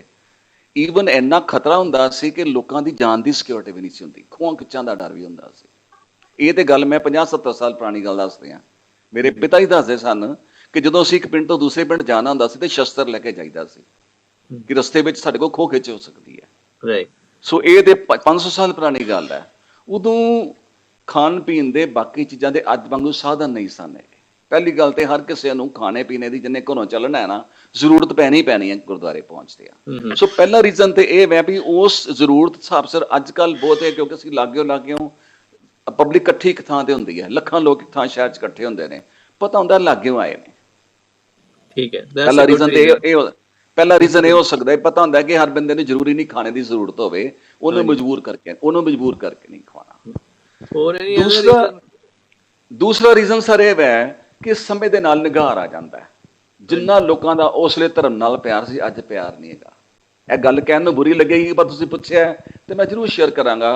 ਉਹ ਕਈ ਥਾਂ ਤੇ ਡਰ ਹੁੰਦਾ ਹੈ ਕਿ ਜੇ ਅਸੀਂ ਲੰਗਰ ਨੂੰ ਵਿੱਚ ਵਰਤਾਉਣਾ ਸ਼ੁਰੂ ਕਰਤਾ ਨਾ, ਤੇ ਪ੍ਰਬੰਧ ਇੰਨਾ ਜ਼ਿਆਦਾ ਨਹੀਂ ਹੁੰਦਾ, ਇੱਕ ਦੇ ਵਿੱਚ ਡਿਸਟਰਬੈਂਸ ਸਟਾਰਟ ਹੋ ਜਾਂਦੀ ਹੈ। ਕਈ ਵਾਰੀ ਪ੍ਰੋਗਰਾਮ ਛੋਟੀਆਂ ਥਾਵਾਂ ਤੇ ਹੁੰਦੇ ਨੇ, ਜੇ ਵਿੱਚ ਲੰਗਰ ਵਰਤਾਉਣ ਲੱਗ ਪੈਣ ਤੇ ਉਹ ਜਿਹੜਾ ਪ੍ਰੋਗਰਾਮ ਹੈ ਨਾ, ਉਹਦੀ ਜਿਹੜੀ ਸਾਇਲੈਂਸ ਹੈ ਡਿਸਟਰਬ ਹੋ ਜਾਂਦੀ ਹੈ। ਦੂਜਾ ਕਾਰਨ ਜਿਹੜੀ ਗੱਲ ਸੁਣਨ ਨੂੰ ਬੁਰੀ ਲੱਗੇਗੀ ਵੀ ਇਹ ਵੀ ਕਈ ਵਾਰੀ ਪ੍ਰਬੰਧਕਾਂ ਨੂੰ ਡਰ ਹੁੰਦਾ ਵੀ ਜੇ ਲੰਗਰ ਪਹਿਲਾਂ ਛਕਾਤਾ, ਸੰਗਤ ਸਾਰੀ ਘਰੋਂ ਘਰੀ ਚੱਲ ਜਾਏਗੀ ਤੇ ਜਿਹੜੀ ਅਟੈਂਡੈਂਸ ਘਟ ਜਾਏਗੀ। ਸੋ ਕਈ ਰੀਜ਼ਨ ਹੋ ਸਕਦੇ ਆ, ਜਿਹੜੇ ਸੰਸਾਰੀ ਰੀਜ਼ਨ। ਮੈਂ ਛੋਟੇ ਪ੍ਰੋਗਰਾਮਾਂ ਦੀ ਗੱਲ ਕਰ ਰਿਹਾ, ਲੇਕਿਨ ਲੰਗਰ ਨੂੰ ਜਿਹੜਾ ਕਵਰ ਕਰਨ ਵਾਸਤੇ ਬੜੀਆਂ ਚੀਜ਼ਾਂ ਨੇ। ਉਹ ਭਾਵਨਾ ਨੂੰ ਕਵਰ ਕਰਨ ਵਾਸਤੇ ਜਦੋਂ ਕੜਾਹ ਪ੍ਰਸ਼ਾਦ ਵਰਤਾਇਆ ਜਾਂਦਾ ਹੈ, ਕੜਾਹ ਪ੍ਰਸ਼ਾਦ ਦਾ ਵੀ ਮਤਲਬ ਇਹੀ ਹੈ ਵੀ ਉਹ ਵੀ ਇੱਕ ਤਰ੍ਹਾਂ ਦਾ ਲੰਗਰ ਹੀ ਹੈ। ਵੀ ਕਾਮਨ ਪਲੇਸ ਚੋਂ, ਕਾਮਨ ਸੋਰਸ ਤੋਂ ਜਦੋਂ ਕੜਾਹ ਪ੍ਰਸ਼ਾਦ ਵਰਤਾਇਆ ਜਾਂਦਾ ਹੈ, that is too is a sort of ਲੰਗਰ, ਜਿਹੜਾ ਕਿ ਕਿਸੇ ਨੂੰ ਜ਼ਿਆਦਾ ਭੁੱਖ ਨਹੀਂ ਵੀ ਲੱਗੀ ਤੇ ਉਹ ਥੋੜਾ ਖਾ ਕੇ ਕਮ ਸੇ ਕਮ ਜਿਹੜੀ ਇਹਨਾਂ ਡਿਫਰੈਂਸ਼ੀਏਸ਼ਨ ਹੈ ਇਹਦੇ ਤੋਂ ਬਚ ਜਾਵੇ, ਇਕੁਐਲਿਟੀ ਦੇ ਵਿੱਚ ਜ਼ਰੂਰ ਆ ਜਾਵੇ। Thank you. ਗੁਰਪ੍ਰੀਤ ਸਿੰਘ, ਤੁਹਾਡਾ ਕੀ ਖਿਆਲ ਹੈ? ਬਿਲਕੁਲ ਜੀ, ਬਿਲਕੁਲ ਜਿਵੇਂ ਡਾਕਟਰ ਸਾਹਿਬ ਜੀ ਨੇ ਆਖਿਆ ਇਸ ਤਰ੍ਹਾਂ ਹੀ ਹੈ ਜੀ। ਹੁਣ ਜਿਹੜੀ ਅਟੈਂਡੈਂਸ ਵਾਲੇ ਗੱਲ ਕਹੀ ਆ, ਉਹੀ ਇੱਥੇ ਮੈਂ ਵੀ ਕਹਿ ਰਿਹਾ ਵੀ ਉਹੀ ਆ। ਮੰਨ ਲਓ ਜਿਵੇਂ ਅਸੀਂ ਆਪਣੇ ਗੁਰਦੁਆਰਾ ਸਾਹਿਬ ਦੇ ਵਿੱਚ ਕੋਈ ਪ੍ਰੋਗਰਾਮ ਕਰਦੇ ਆ, ਜੇ ਅਸੀਂ ਚਾਹ ਪਾਣੀ ਦਾ ਜਾਂ ਕੋਈ ਲੰਗਰ ਲਗਾਇਆ ਵਾ, ਜੇ ਤਾਂ ਅਸੀਂ ਸਵੇਰੇ 9 ਵਜੇ ਤੋਂ ਸਟਾਰਟ ਕਰ ਦਈਏ, ਫਿਰ ਤਾਂ ਲੋਕਾਂ ਨੇ ਆਉਣਾ, ਲੰਗਰ ਖਾਣਾ ਤੇ ਘਰੇ ਚਲੇ ਜਾਣਾ। ਗੁਰਦੁਆਰਾ ਸਾਹਿਬ ਬਸ ਮੱਥਾ ਟੇਕਣਾ, ਜੋ ਗੁਰੂ ਸਾਹਿਬ ਦਾ ਉਪਦੇਸ਼ ਹੈ ਉਹ ਨਹੀਂ ਸੁਣਨਾ। ਕਿਉਂਕਿ ਲੰਗਰ ਤਾਂ ਅੱਜ ਦੇ ਸਮੇਂ ਦੇ ਵਿੱਚ ਜ਼ਰੂਰਤ ਦੇ ਅਨੁਸਾਰ ਜੋ ਗੁਰੂ ਨਾਨਕ ਮਹਾਰਾਜ ਜੀ ਦੀ ਮਰਿਆਦਾ ਵਾ ਤਾਂ ਲਗਾਇਆ ਜਾਂਦਾ ਕਿ ਜਿਹੜਾ ਦੂਰ ਚੱਲ ਕੇ ਆਉਂਦਾ, ਜਿਹੜਾ ਭੁੱਖਾ ਚੱਲ ਕੇ ਆਉਂਦਾ, ਜਾਂ ਕੋਈ ਗਰੀਬ ਹੈ ਜਿਹੜਾ ਨਹੀਂ ਪ੍ਰਸ਼ਾਦਾ ਛਕ ਸਕਦਾ, ਉਹਨੂੰ ਪ੍ਰਸ਼ਾਦਾ ਛਕਾਇਆ ਜਾਵੇ। ਅੱਜ ਦੇ ਹਰੇਕ ਦੇ ਘਰ ਦੇ ਵਿੱਚ ਚੁੱਲ੍ਹਾ ਪੱਕਦਾ ਭਾਵੇਂ ਕਿ, ਪਰ ਕਈ ਲੋਕ ਐਸੇ ਨੇ ਜਿਹੜੇ ਸਿਰਫ ਤੇ ਸਿਰਫ ਵਿਚਾਰੇ ਲੰਗਰ ਤੱਕ ਸੀਮਿਤ ਰਹਿ ਗਏ। ਉਹਨਾਂ ਨੂੰ ਇਹ ਮਤਲਬ ਵੀ ਬਸ ਲੰਗਰ ਅਸੀਂ ਛਕ ਲਿਆ, ਗੁਰੂ ਨਾਨਕ ਘਰ ਦੀ ਸਾਡੇ ਤੇ ਕਿਰਪਾ ਹੋ ਗਈ। ਉਹ ਗੁਰਬਾਣੀ ਨੂੰ, ਗੁਰੂ ਗ੍ਰੰਥ ਸਾਹਿਬ ਮਹਾਰਾਜ ਦੀ ਬਾਣੀ ਨੂੰ ਲੰਗਰ ਨਹੀਂ ਸਮਝਦੇ। ਅਸਲ ਦੇ ਵਿੱਚ ਜਿਹੜਾ ਅਸਲੀ ਲੰਗਰ ਹੈ, ਜਿਹੜਾ ਮਾਨਸਿਕ ਤੌਰ ਤੇ ਸਾਡੀ ਖੁਰਾਕ ਹੈ, ਉਹ ਸਤਿਗੁਰਾਂ ਦੀ ਬਾਣੀ ਹੈ, ਉਹ ਸਤਿਗੁਰਾਂ ਨੇ। ਅਸਲ ਦੇ ਵਿੱਚ ਜਿਹੜੇ ਗੁਰੂ ਗ੍ਰੰਥ ਸਾਹਿਬ ਮਹਾਰਾਜ ਜੀ ਦੀ ਬਾਣੀ ਦੇ ਲੰਗਰ ਆ, ਇਹ ਗ੍ਰਹਿਣ ਕਰਨਾ ਚਾਹੀਦਾ ਸੀ ਸਾਨੂੰ। ਸਰੀਰਕ ਤੌਰ ਤੇ ਵੀ ਜਿਹੜਾ ਲੰਗਰ ਅਸੀਂ ਆਪਣੇ ਸਰੀਰ ਨੂੰ ਤੰਦਰੁਸਤ ਰੱਖਣਾ, ਸਰੀਰ ਨੂੰ ਵਧਾਉਣਾ ਫੁਲਾਉਣਾ, ਇਹ ਵੀ ਜ਼ਰੂਰੀ ਹੈ। ਪਰ ਜਿਹੜੇ ਅੱਜ ਦੇ ਲੋਕ ਨੇ, ਅੱਜ ਭਾਵੇਂ ਵਿੱਚ ਹੀ ਮੇਰੇ ਸਮੇਤ ਜਿਹੜੇ ਆ ਜਾਂਦੇ ਨੇ, ਉਹਨਾਂ ਦਾ ਇੱਕੋ ਹੀ ਮਕਸਦ ਰਹਿ ਗਿਆ, ਬਸ ਗੁਰੂ ਸਾਹਿਬ ਜੀ ਨੂੰ ਮੱਥਾ ਟੇਕੋ, ਪ੍ਰਸ਼ਾਦਾ ਛਕੋ ਤੇ ਘਰੇ ਆ ਜਾਓ ਬਸ। ਇਸ ਕਰਕੇ ਕਈ ਸੰਸਥਾਵਾਂ, ਕਈ ਜਗ੍ਹਾ ਤੇ, ਕਈ ਗੁਰਦੁਆਰਿਆਂ ਦੇ ਵਿੱਚ ਸਮਾਪਤੀ ਤੋਂ ਬਾਅਦ ਲੰਗਰ ਛਕਾਇਆ ਜਾਂਦਾ ਜੀ। Thank you. ਗਿਆਨੀ ਧਰਮ ਸਿੰਘ, ਤੁਹਾਡਾ ਕੀ ਖਿਆਲ ਹੈ, ਕਿਉਂ ਕੀਤਾ ਜਾਂਦਾ ਇਸ ਤਰ੍ਹਾਂ? ਜੀ, ਮੈਂ ਬਹੁਤ ਵਧੀਆ ਵਿਚਾਰ ਡਾਕਟਰ ਸਾਹਿਬ ਨੇ ਤੇ ਭਾਈ ਗੁਰਪ੍ਰੀਤ ਸਿੰਘ ਹੋਰਾਂ ਦਿੱਤੇ।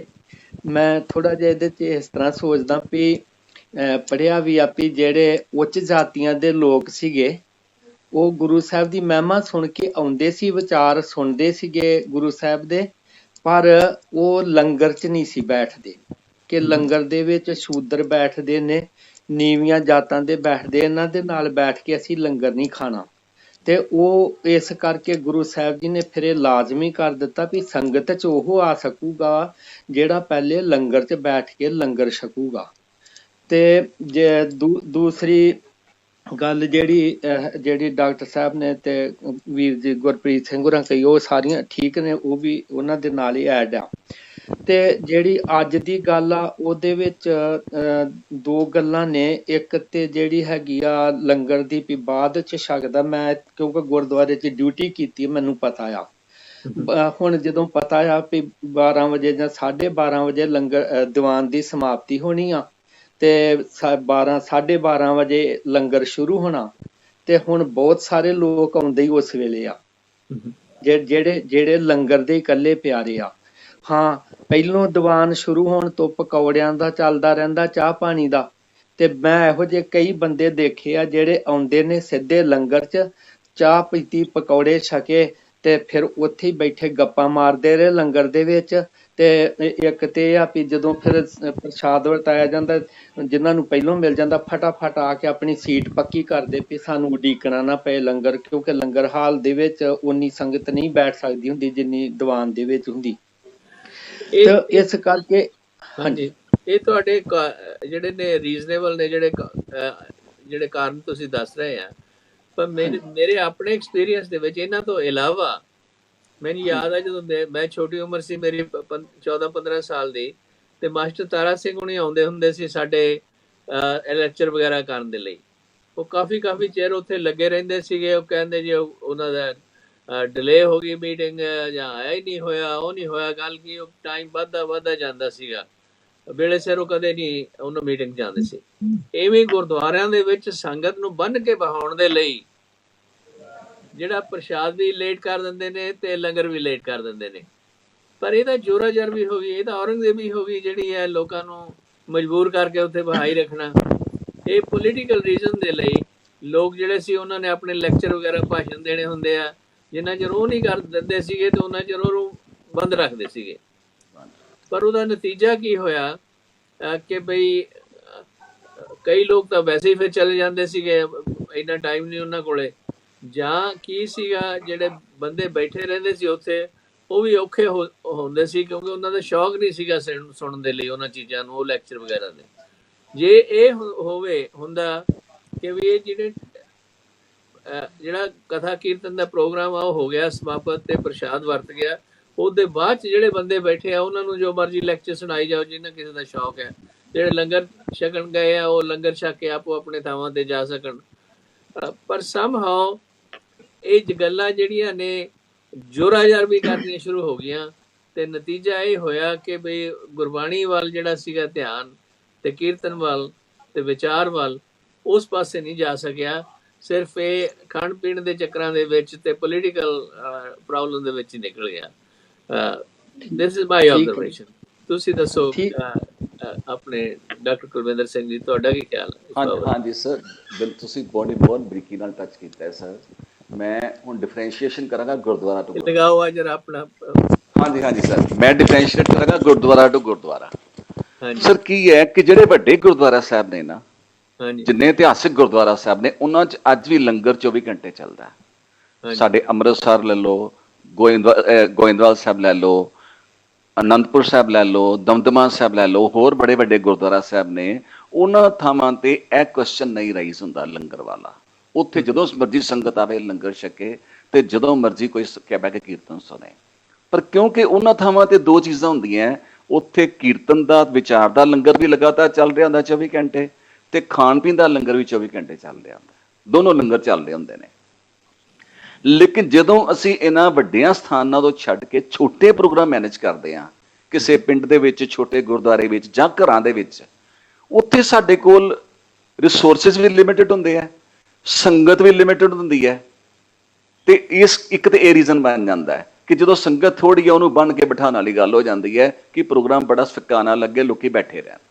ਦੂਸਰੀ ਗੱਲ ਕੀ ਹੈ, ਜਿੱਦਾਂ ਪ੍ਰਿੰਸੀਪਲ ਸਾਹਿਬ ਨੇ ਦੱਸਿਆ, ਧਰਮ ਸਿੰਘ ਜੀ ਨੇ, ਕਿ ਜਦੋਂ ਅਸੀਂ ਪ੍ਰੋਗਰਾਮ ਖੁਦ ਮੈਨੇਜ ਕਰਦੇ ਹਾਂ ਤੇ ਪ੍ਰੋਗਰਾਮ ਦੀ ਲਿਮਿਟ ਬੜੀ ਥੋੜੀ ਹੁੰਦੀ ਹੈ। ਉਹ ਪਹਿਲਾਂ ਹੀ ਪ੍ਰੋਗਰਾਮ ਨੂੰ ਐਸਾ ਰੱਖਿਆ ਹੁੰਦਾ ਹੈ ਕਿ ਸਵੇਰੇ ਚਾਹ ਦਾ ਜੇ ਟਾਈਮ ਹੈ ਤੇ ਉਸ ਵੇਲੇ ਚਾਹ ਚਕਾ ਦਿਓ, ਤੇ ਉਹਦਾ ਭੋਗ ਹੀ ਲੰਚ ਟਾਈਮ ਤੇ ਪਾਇਆ ਜਾਵੇ, ਤਾਂ ਜੋ ਉਸ ਟਾਈਮ ਤੇ ਸਾਰਿਆਂ ਦੀ ਜ਼ਰੂਰਤ ਵੀ ਖਾਣੇ ਦੀ ਬਣ ਗਈ ਹੋਵੇ, ਤੇ ਉਸੇ ਟਾਈਮ ਤੇ ਭੋਗ ਪਾਓ ਤੇ ਉਸ ਵੇਲੇ ਉਹਨਾਂ ਨੂੰ ਛਕਾਤਾ ਜਾਵੇ। ਤੀਸਰਾ ਪੁਆਇੰਟ ਜੋ ਤੁਸੀਂ ਆਪ ਜੀ ਡਾਕਟਰ ਸਾਹਿਬ ਨੇ ਕਿਹਾ ਕਿ ਵਾਕਿਆ ਕਿ ਜਦੋਂ ਪੋਲੀਟੀਕਲ ਚੀਜ਼ਾਂ ਦੀ ਇੰਟਰਫੀਰੈਂਸ ਗੁਰਧਰਮ ਵਿੱਚ ਆ ਜਾਂਦੀ ਹੈ, ਤੇ ਉੱਥੇ ਪੋਲੀਟੀਕਲ ਮਾਈਲੇਜ ਲੈਣ ਵਾਸਤੇ, ਉਹਨਾਂ ਲੀਡਰਾਂ ਨੂੰ ਖੁਸ਼ ਕਰਨ ਵਾਸਤੇ ਕਈ ਵਾਰੀ ਪ੍ਰੋਗਰਾਮ ਨੂੰ ਅਨਨੈਸੈਸਰੀ ਲਿੰਗਰ ਔਨ ਕਰਤਾ ਜਾਂਦਾ, ਤੇ ਉੱਥੇ ਸੰਗਤ ਦੀ ਸਹੂਲਤ ਦਾ ਧਿਆਨ ਨਹੀਂ ਰੱਖਿਆ ਜਾਂਦਾ। ਉੱਥੇ ਲੰਚ ਟਾਈਮ ਨਿਕਲ ਵੀ ਗਿਆ, ਡਿਨਰ ਟਾਈਮ ਨਿਕਲ ਵੀ ਗਿਆ ਵੈ, ਤੇ ਕਿਉਂਕਿ ਉਹ ਪ੍ਰੋਗਰਾਮ ਦਾ ਪਰਪਸ ਲੀਡਰ ਨੂੰ ਖੁਸ਼ ਕਰਨਾ ਹੁੰਦਾ ਹੈ, ਗੁਰੂ ਦੀ ਖੁਸ਼ੀ ਲੈਣਾ ਨਹੀਂ ਹੁੰਦਾ, ਤੇ ਉਹ ਸਾਰੇ ਜਿਹੜੇ ਧਰਮ ਦੇ ਜਿਹੜੇ ਪ੍ਰਿੰਸੀਪਲ ਨੇ ਨਾ, ਉਹ ਸਾਰੇ ਫਿਰ ਨਿਸ਼ਾਵਰ ਹੋ ਜਾਂਦੇ ਨੇ, ਉਹ ਕੰਪਰੋਮਾਈਜ਼ ਹੋ ਜਾਂਦੇ ਨੇ, ਕਿ ਉਹ ਸੰਗਤ ਪ੍ਰਮੁੱਖ ਨਹੀਂ ਰਹਿੰਦੀ, ਲੀਡਰ ਪ੍ਰਮੁੱਖ ਹੋ ਜਾਂਦਾ। Thank you. ਗੁਰਪ੍ਰੀਤ ਸਿੰਘ ਜੀ, ਤੁਹਾਡਾ ਕੀ ਵਿਚਾਰ ਇਸ ਬਾਬਤ? ਬਿਲਕੁਲ ਜੀ, ਬਿਲਕੁਲ। ਜਿਹੜਾ ਗੱਲ ਸਾਡੇ ਡਾਕਟਰ ਸਾਹਿਬ ਜੀ ਨੇ ਕੀਤੀ ਆ, ਇਸ ਤਰ੍ਹਾਂ ਹੀ ਆ ਵੀ ਜਿਵੇਂ ਹੁਣ ਗੁਰੂ ਨਾਨਕ ਸਾਹਿਬ ਮਹਾਰਾਜ ਜੀ ਦੇ ਘਰ ਦਾ ਜਿਹੜਾ ਲੰਗਰ ਹੈ, ਉਹ ਸਾਰਿਆਂ ਲਈ ਸਾਂਝਾ ਹੈ। ਜਿਵੇਂ ਸਾਡੇ ਗੁਰਦੁਆਰਾ ਸਾਹਿਬ ਦੀ ਗੱਲ ਕਰੀਏ, ਸਾਡੇ ਨਾਲ ਹੀ ਇੱਥੇ 10 ਘਰ ਛੱਡ ਕੇ ਗੁਰਦੁਆਰਾ ਸਾਹਿਬ ਹੈ। ਪਹਿਲਾਂ ਅਸੀਂ ਸਵੇਰੇ ਗੁਰਦੁਆਰਾ ਸਾਹਿਬ ਦੇ ਵਿੱਚ ਦੇਗ ਬਣਾਉਣੀ ਤੇ ਉਹ ਦੇਗ ਬਣਾ ਕੇ ਅਰਦਾਸ ਕਰਕੇ ਰੱਖ ਦੇਣੀ, ਤੇ ਜਿਹੜੀ ਸੰਗਤ ਆਉਣਾ ਮੱਥਾ ਟੇਕਣਾ, ਕਈਆਂ ਨੇ ਕੰਮਾਂ ਕਾਰਾਂ ਤੇ ਜਾਣਾ, ਕਈ ਬੀਬੀਆਂ ਮੱਥਾ ਆ ਕੇ ਸਵੇਰੇ ਮੱਥਾ ਟੇਕ ਕੇ ਸਵੇਰੇ ਚਲੇ ਜਾਂਦੀਆਂ ਨੇ, ਉਹਨਾਂ ਨੇ ਬੱਚਿਆਂ ਨੂੰ ਵੀ ਨਹਾਉਣਾ, ਤਿਆਰ ਕਰਨਾ, ਰੋਟੀ ਪਾਣੀ ਬਣਾਉਣਾ, ਸਾਰਾ ਕੁਝ ਘਰ ਦੇ ਕਾਬਲ ਵਿਹਾਰ ਕਰਨੇ। ਉਸ ਤਰੀਕੇ ਨਾਲ ਉਹ ਸਿਰਫ ਮੱਥਾ ਟੇਕ ਕੇ 2 ਮਿੰਟ ਬੈਠ ਕੇ ਪ੍ਰਸ਼ਾਦ ਲੈ ਕੇ ਚਲੇ ਜਾਂਦੇ ਨੇ। ਪਰ ਉਸ ਤੋਂ ਬਾਅਦ ਜਿਹੜੀ ਦੇਗ ਸਪੈਸ਼ਲ ਬਣਾਈ ਜਾਂਦੀ ਆ, ਉਹ ਗੁਰੂ ਸਾਹਿਬ ਜੀ ਦੇ ਬਾਅਦ ਜਿਹੜੇ ਆਪਾਂ ਭੋਗ ਲਵਾਉਂਦੇ ਆ, ਪ੍ਰਵਾਨ ਕਰਵਾਉਂਦੇ ਆ, ਉਹ ਇਸ ਪ੍ਰਕਾਰ ਬਣਾਈ ਜਾਂਦੀ ਆ ਵੀ ਸਾਰੀ ਸੰਗਤ ਹੈ ਜਿਹੜੀ ਆਈ ਹੋਈ ਆ ਉਹਨਾਂ ਨੂੰ ਵੀ ਪ੍ਰਸ਼ਾਦ ਮਿਲ ਸਕੇ। ਭਾਵੇਂ ਕਿ ਅਸੀਂ ਪਹਿਲਾਂ ਵੀ ਬਣਾ ਕੇ ਪ੍ਰਸ਼ਾਦ ਦੇਈ ਜਾਂਦੇ ਆ ਵੀ ਜਿਹੜੀ ਸੰਗਤ ਆਉਂਦੀ ਨਾਲ ਦੀ ਨਾਲ ਜਾਈ ਚੱਲੇ ਪ੍ਰਸ਼ਾਦ ਲੈ ਕੇ ਜਿਹਨੇ ਜਾਣਾ, ਕਿਉਂਕਿ ਹਰ ਇੱਕ ਅੱਜ ਦੇ ਸਮੇਂ ਦੇ ਵਿੱਚ ਬਿਜੀ ਆ। ਪਰ ਸਾਨੂੰ ਇਹ ਸੋਚਣਾ ਚਾਹੀਦਾ ਵੀ ਸਿਰਫ ਤੇ ਸਿਰਫ ਅਸੀਂ ਲੰਗਰ ਤੇ ਹੀ ਨਹੀਂ ਟਿਕੇ ਰਹਿਣਾ। ਲੰਗਰ ਇੱਕ ਵਿਸ਼ਾ ਜਿਹੜਾ ਗੁਰੂ ਨਾਨਕ ਘਰ ਦਾ, ਉਹ ਵਿਸ਼ਾ ਇੱਕ ਭੁੱਖੇ ਨੂੰ ਰਜਾਉਣ ਦਾ ਵਾ ਤੇ ਇੱਕ ਬਰਾਬਰਤਾ ਦਾ ਉਪਦੇਸ਼ ਦੇ ਰਿਹਾ। ਤੇ ਇਹ ਜਿਹੜਾ ਲੰਗਰ ਹੈ, ਇਹ ਲੰਗਰ ਸਾਰਿਆਂ ਦਾ ਸਾਂਝਾ ਹੋਣਾ ਚਾਹੀਦਾ। ਗੁਰੂ ਨਾਨਕ ਦੇ ਦਰ ਤੇ ਜਿਹੜੀ ਚੀਜ਼ ਆ ਗਈ, ਭਾਵੇਂ ਕੋਈ 1 ਰੁਪਿਆ ਦੇ ਕੇ ਗਿਆ, ਭਾਵੇਂ 10, ਭਾਵੇਂ 50, ਭਾਵੇਂ 100 ਦੇ ਕੇ ਗਿਆ, ਉਹ ਗੁਰੂ ਨਾਨਕ ਦੇ ਦਰ ਤੇ ਸਾਰਾ ਹੀ ਬਰਾਬਰ ਹੈ। ਜੇ ਕਿਸੇ ਕੋਲੇ ਪੈਸੇ ਨਹੀਂ, ਉਹ ਮੱਥਾ ਵੀ ਟੇਕ ਗਿਆ ਨਾ ਗੁਰੂ ਨਾਨਕ ਦੇ ਦਰ ਤੇ ਆ ਕੇ, ਉਹਦਾ ਲੰਗਰ ਦੇ ਵਿੱਚ ਵੀ ਹਿੱਸਾ ਪੈ ਗਿਆ, ਉਹਦਾ ਗੁਰੂ ਦੇ ਗਿਆਨ ਦੇ ਵਿੱਚ ਵੀ ਹਿੱਸਾ ਪੈ ਗਿਆ। ਅਸਲ ਦੇ ਵਿੱਚ ਜਦੋਂ ਉਹ ਆਪਣਾ ਮਨ ਲੈ ਕੇ ਗੁਰੂ ਦੇ ਦਰ ਤੇ ਆ ਗਿਆ ਨਾ, ਕਈਆਂ ਦੇ ਮਨ ਵਿੱਚ ਇਹ ਹੁੰਦਾ, ਜਿਵੇਂ ਤੁਸੀਂ ਡਾਕਟਰ ਸਾਹਿਬ ਜੀ ਪਹਿਲਾਂ ਗੱਲ ਕੀਤੀ ਸੀ, ਸ਼ਾਇਦ ਪੂਰੀ ਨਾ ਹੋ ਸਕੀ, ਚਲੋ ਮੈਂ ਥੋੜਾ ਜਿਹਾ ਉਦਾਹਰਨ ਦੇ ਦਿਆਂ। ਕਈ ਗੁਰਸਿੱਖ ਗੁਰੂ ਅਮਰਦਾਸ ਮਹਾਰਾਜ ਜੀ ਕੋਲ ਐਸੇ ਆਉਂਦੇ ਸੀ ਜਿਨ੍ਹਾਂ ਕੋਲੇ ਮੱਥਾ ਟੇਕਣ ਨੂੰ 1 ਕੌਡੀ ਵੀ ਨਹੀਂ ਹੁੰਦੀ ਸੀ, 1 ਰੁਪਿਆ ਵੀ ਨਹੀਂ ਹੁੰਦਾ ਸੀ। ਤੇ ਬਾਦਸ਼ਾਹ ਅਕਬਰ ਜਦੋਂ ਆ ਕੇ ਕਹਿੰਦਾ, ਮਹਾਰਾਜ ਮੈਂ ਤੁਹਾਡੇ ਨਾਮ ਜਗੀਰਾਂ ਲਵਾਉਣੀਆਂ ਚਾਹੁੰਦਾ, ਮੈਂ ਤਾਂ ਇੱਥੇ ਜ਼ਮੀਨ ਵੀ ਦੇ ਦੂੰਗਾ, ਮੈਂ ਇੱਥੇ ਹੀਰੇ ਜਵਾਹਰਾਤ ਮੋਤੀ ਵੀ ਦੇ ਦੂੰਗਾ, ਤੇ ਮਹਾਰਾਜ ਨੇ ਉੱਥੇ ਮਨਾ ਕਰ ਦਿੱਤਾ ਸੀ। ਮਹਾਰਾਜ ਕਹਿੰਦੇ ਇਹ ਗੁਰੂ ਨਾਨਕ ਦਾ ਦਰ ਹੈ, ਇਹ ਸੰਗਤ ਦੇ ਉੱਤੇ ਸਾਰਿਆਂ ਦੇ ਉੱਤੇ ਨਿਰਭਰ ਹੈ। ਕੱਲ ਨੂੰ ਕੋਈ ਹੋਰ ਆਏਗਾ, ਕੱਲ ਨੂੰ ਕੋਈ ਇੱਥੇ ਦਾ ਜ਼ਾਲਮ ਆ ਕੇ ਕਹੇਗਾ ਵੀ ਇਹ ਸਾਡੇ ਰਾਜੇ ਮਹਾਰਾਜਿਆਂ ਦੀ ਜਗੀਰ ਆ, ਸਾਨੂੰ ਵਾਪਸ ਮੋੜੋ, ਤੇ ਇਹਦੇ ਨਾਲ ਟਕਰਾਅ ਵਧੇਗਾ। ਸੋ ਅਕਬਰ ਨੂੰ ਵੀ ਇਹੀ ਗੱਲ ਆਖੀ ਸੀ ਬਾਦਸ਼ਾਹ ਅਕਬਰ ਜੀ, ਇਹ ਗੁਰੂ ਨਾਨਕ ਦਾ ਦਰ ਆ, ਇੱਥੇ ਤੁਸੀਂ ਖਾਲੀ ਹੱਥ ਵੀ ਆ ਜਾਓ ਤਾਂ ਵੀ ਪ੍ਰਵਾਨ ਆ, ਕਰੋੜਾਂ ਲੈ ਕੇ ਆ ਜਾਓ ਤਾਂ ਵੀ ਪ੍ਰਵਾਨ ਹੈ, ਪਰ ਇਹ ਕਿਸੇ ਦਾ ਨਿੱਜੀ ਨਹੀਂ ਹੋਣਾ ਚਾਹੀਦਾ। ਜੇ ਤੁਹਾਡਾ ਪੈਸੇ ਖਰਚਣ ਦਾ ਜੀ ਕਰਦਾ ਨਾ, ਜਿਵੇਂ ਧਰਮ ਸਿੰਘ ਜੀ ਨੇ ਆਖ ਦਿੱਤਾ ਕਿ ਜਿਵੇਂ ਘੁੰਡ ਪ੍ਰਥਾ ਹੋ ਗਈ, ਪਰਦਾ ਪ੍ਰਥਾ ਹੋ ਗਈ, ਸਤੀ ਪ੍ਰਥਾ ਹੋ ਗਈ, ਜਿਹੜੀ ਮੋਹਨ ਰਾਮ ਰਾਏ ਜੀ ਨੂੰ ਕਿਹਾ ਜਾਂਦਾ ਨਾ ਵੀ ਉਹਨਾਂ ਨੇ ਸਤੀ ਪ੍ਰਥਾ ਖਤਮ ਕੀਤੀ ਆ, ਇਹ ਗੁਰੂ ਅਮਰਦਾਸ ਮਹਾਰਾਜ ਸੱਚੇ ਪਾਤਸ਼ਾਹ ਜੀ ਨੇ ਅਕਬਰ ਨੂੰ ਆਖ ਦਿੱਤਾ ਸੀ ਕਿ ਜਿਹੜੀ ਘੁੰਡ ਪ੍ਰਥਾ, ਪਰਦਾ ਪ੍ਰਥਾ, ਸਤੀ ਪ੍ਰਥਾ, ਇਹਨੂੰ ਬੈਨ ਕੀਤਾ ਜਾਵੇ, ਇਹ ਔਰਤਾਂ ਦੇ ਉੱਤੇ ਜ਼ੁਲਮ ਹੈ, ਤਸ਼ੱਦਦ ਹੈ। ਇਹੋ ਜਿਹੀਆਂ ਜਦੋਂ ਮਹਾਰਾਜ ਨੇ ਆਪਣੀਆਂ ਗੱਲਾਂ ਰੱਖੀਆਂ ਨਾ, ਫਿਰ ਉਹਦੀ ਸਾਰੀ ਜਗੀਰ ਫਿੱਕੀ ਪੈ ਗਈ ਵੀ ਅਸਲ ਦੇ ਵਿੱਚ ਅਸਲੀ ਜਗੀਰ ਤਾਂ ਇਹ ਹੈ ਜੋ ਗੁਰੂ ਨਾਨਕ ਦੇ ਦਰ ਦੀ ਹੈ। ਸੋ ਇਸੇ ਤਰ੍ਹਾਂ ਹੀ ਜਿਹੜਾ ਲੰਗਰ ਹੈ, ਲੰਗਰ ਜਿਹੜਾ ਅਸਲ ਦੇ ਵਿੱਚ ਹੈ, ਉਹ ਗੁਰੂ ਨਾਨਕ ਦੇ ਸ਼ਬਦ ਦੀ ਵਿਚਾਰਧਾਰਾ ਦਾ ਲੰਗਰ ਸਾਨੂੰ ਸਾਰਿਆਂ ਨੂੰ ਗ੍ਰਹਿਣ ਕਰਨਾ ਚਾਹੀਦਾ।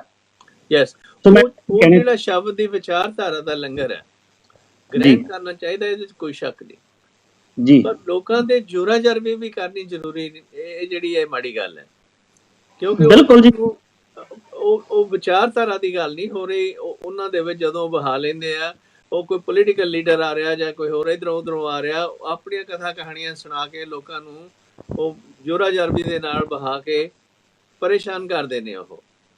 ਤੇ ਉਹ ਪਰੇਸ਼ਾਨੀ ਦਾ ਨਤੀਜਾ ਕੀ ਹੁੰਦਾ, ਜਿਆਦਾ ਵੀ ਗੁਰਦੁਆਰੇ ਨਾ ਜਾਓ ਵੀ ਉੱਥੇ ਸਾਡੇ ਕੋਲ ਇੰਨਾ ਟਾਈਮ ਨਹੀਂ ਹੈ, ਜਾਂ ਜਿਹੜੇ ਬੰਦੇ ਜਾਂਦੇ ਨੇ ਵੀ ਅਸੀਂ ਤਾਂ ਵੀ ਧਾਰਮਿਕ ਪ੍ਰੋਗਰਾਮ ਲਈ ਜਾ ਰਹੇ ਆ, ਉਸ ਨੂੰ ਅਟੈਂਡ ਕਰਕੇ ਅਸੀਂ ਫਿਰ ਵਾਪਸ ਆ ਜਾਂਦੇ, ਉਹ ਫਿਰ ਲੰਗਰ ਚ ਨਹੀਂ ਜਾਂਦੇ ਕਿਉਂਕਿ ਉਹ ਹਲੇ ਖੁੱਲਿਆ ਨਹੀਂ ਹੁੰਦਾ। ਜਾਂ ਭਾਵ ਕਹਿਣ ਦਾ ਮੇਰਾ ਮਤਲਬ ਵੀ ਬਜਾਏ ਇੱਕ ਲੋਕਾਂ ਦੀ ਸੰਗਤ ਦੀ ਕਨਵੀਨੀਅੰਸ ਦੇ ਤੌਰ ਤੇ, ਸਗੋਂ ਉਹਨਾਂ ਦੇ ਮੱਲੋ ਮੱਲੀ ਕਿਸੇ ਦੇ ਹੱਥਕੜੀਆਂ ਲਾਈਆਂ ਜਾਂਦੀਆਂ ਨੇ। ਇਹ ਜਿਹੜੇ ਪ੍ਰੋਗਰਾਮ ਨੇ ਉਹਨਾਂ ਨੂੰ ਤਰੋੜ ਮਰੋੜ ਕੇ ਕਰਨ ਦੇ ਨਾਲ। That's what the point I was trying to make. ਕੀ ਖਿਆਲ ਹੈ ਤੁਹਾਡਾ ਆਪਣੇ ਡਾਕਟਰ ਕੁਲਵਿੰਦਰ ਸਿੰਘ ਜੀ? ਹਾਂਜੀ ਸਰ, ਬਿਲਕੁਲ ਤੁਸੀਂ ਜੋ ਪੁਆਇੰਟ ਟੱਚ ਕੀਤਾ ਹੈ ਬੜਾ ਸੋਹਣਾ ਪੁਆਇੰਟ ਹੈ ਕਿ ਗੁਰਦੁਆਰਾ ਸਾਹਿਬ ਦੇ ਵਿੱਚ ਸਭ ਤੋਂ ਪਹਿਲਾਂ ਤੁਸੀਂ ਆਪਣਾ ਮਾਈਕਰੋਫੋਨ ਹਾਂਜੀ ਸੌਰੀ ਗੁਰਦੁਆਰਾ ਸਾਹਿਬ ਵਿੱਚ ਸਭ ਤੋਂ ਪਹਿਲਾਂ ਗੁਰੂ ਸਾਹਿਬ ਨੇ ਸਭ ਤੋਂ ਪ੍ਰਮੁੱਖ। ਉਸ ਤੋਂ ਬਾਅਦ ਜੇ ਕੋਈ ਦਰਜਾ ਵੈ ਤੇ ਇੱਕ ਸਿੱਖ, ਦੋਏ ਸੰਗਤੀ, ਪੰਜੀ ਪਰਮੇਸ਼ਰ, ਸੰਗਤ ਨੂੰ ਸਭ ਤੋਂ ਵੱਡਾ ਦਰਜਾ ਹੈ, ਵਿੱਚ ਸੰਗਤ ਹਰ ਪ੍ਰਭ ਵਸੇ ਜੀਓ। ਗੁਰਬਾਣੀ ਕਹਿੰਦੀ ਹੈ ਕਿ ਜਿੱਥੇ ਸੰਗਤ ਹੈ ਉੱਥੇ ਪਰਮਾਤਮਾ ਵਸਦਾ ਹੈ। ਹੁਣ ਜਦੋਂ ਅਸੀਂ ਗੁਰਦੁਆਰਾ ਸਾਹਿਬ ਦੇ ਵਿੱਚ ਸਾਰੀ ਸੰਗਤ ਦੀ ਸਹੂਲਤ ਨੂੰ ਧਿਆਨ ਚ ਨਾ ਰੱਖਦਿਆਂ ਹੋਇਆਂ ਕੇਵਲ ਤੇ ਇੱਕ ਬੰਦੇ ਨੂੰ ਪ੍ਰਮੁੱਖ ਬਣਾਵਾਂਗੇ, ਉਹ ਵੀ ਜਿਹੜੇ ਬੰਦੇ ਦੀ ਕੋਈ ਧਾਰਮਿਕ ਪਰਸਨੈਲਿਟੀ ਨਹੀਂ ਹੈਗੀ, ਜਿਹੜਾ ਕੇਵਲ ਤੇ ਕੇਵਲ ਲੋਕਾਂ ਨੂੰ ਆਪਣੇ ਮਗਰ ਲਾਉਣਾ ਚਾਹੁੰਦਾ ਲੀਡਰੀ ਤੌਰ ਤੇ ਉੱਥੇ ਨੈਚੁਰਲੀ ਗੁਰਦੁਆਰੇ ਦੀ ਜਿਹੜੀ ਪਰਪਸ ਹੈ ਫੋਰਫੀਟ ਹੋ ਜਾਂਦਾ ਹੈ, ਪਰਪਸ ਹੀ ਖਤਮ ਹੋ ਜਾਂਦਾ ਹੈ। ਇਕੱਲੇ ਬੰਦੇ ਨੂੰ ਗੁਰਦੁਆਰੇ ਵਿੱਚ, ਜੇ ਅਕਬਰ ਨੂੰ ਗੁਰੂ ਸਾਹਿਬ ਨੇ ਮਾਨਤਾ ਨਹੀਂ ਦਿੱਤੀ, ਉਹਨੂੰ ਪੰਗਤ 'ਚ ਬਿਠਾਇਆ। ਅਕਬਰ ਨੇ ਜਦੋਂ ਇੰਨੀ ਜਗ੍ਹਾ ਦਾਨ ਕੀਤੀ ਤੇ ਗੁਰੂ ਸਾਹਿਬ ਨੇ ਕਿਉਂ ਨਾ ਕੀਤੀ ਉਹਨੂੰ? ਅੱਲਾਹ ਰਾਜੇ ਦੇ ਅੰਦਰ ਇੱਕ ਹੰਕਾਰ ਹੁੰਦਾ ਕਿ ਮੈਂ ਵੱਡਾ ਵਾਂ, ਮੈਨੂੰ ਪ੍ਰੈਫਰੈਂਸ ਮਿਲੇ। ਉੱਥੇ ਗੁਰੂ ਸਾਹਿਬ ਨੇ ਉਹਨੂੰ ਮੈਸੇਜ ਦਿੱਤਾ ਕਿ ਸਾਨੂੰ ਤੇ ਅਸੀਂ ਕੁਝ ਜਗੀਰਾਂ ਤੇ ਨਹੀਂ ਬੈਠੇ ਹੋਏ, ਜਿਹੜਾ ਸਾਡਾ ਦਰ ਹੈ ਇਹ ਗੁਰੂ ਨਾਨਕ ਦਾ ਦਰ ਹੈ, ਰੱਬ ਦੇ ਆਸਰੇ ਚੱਲਦਾ।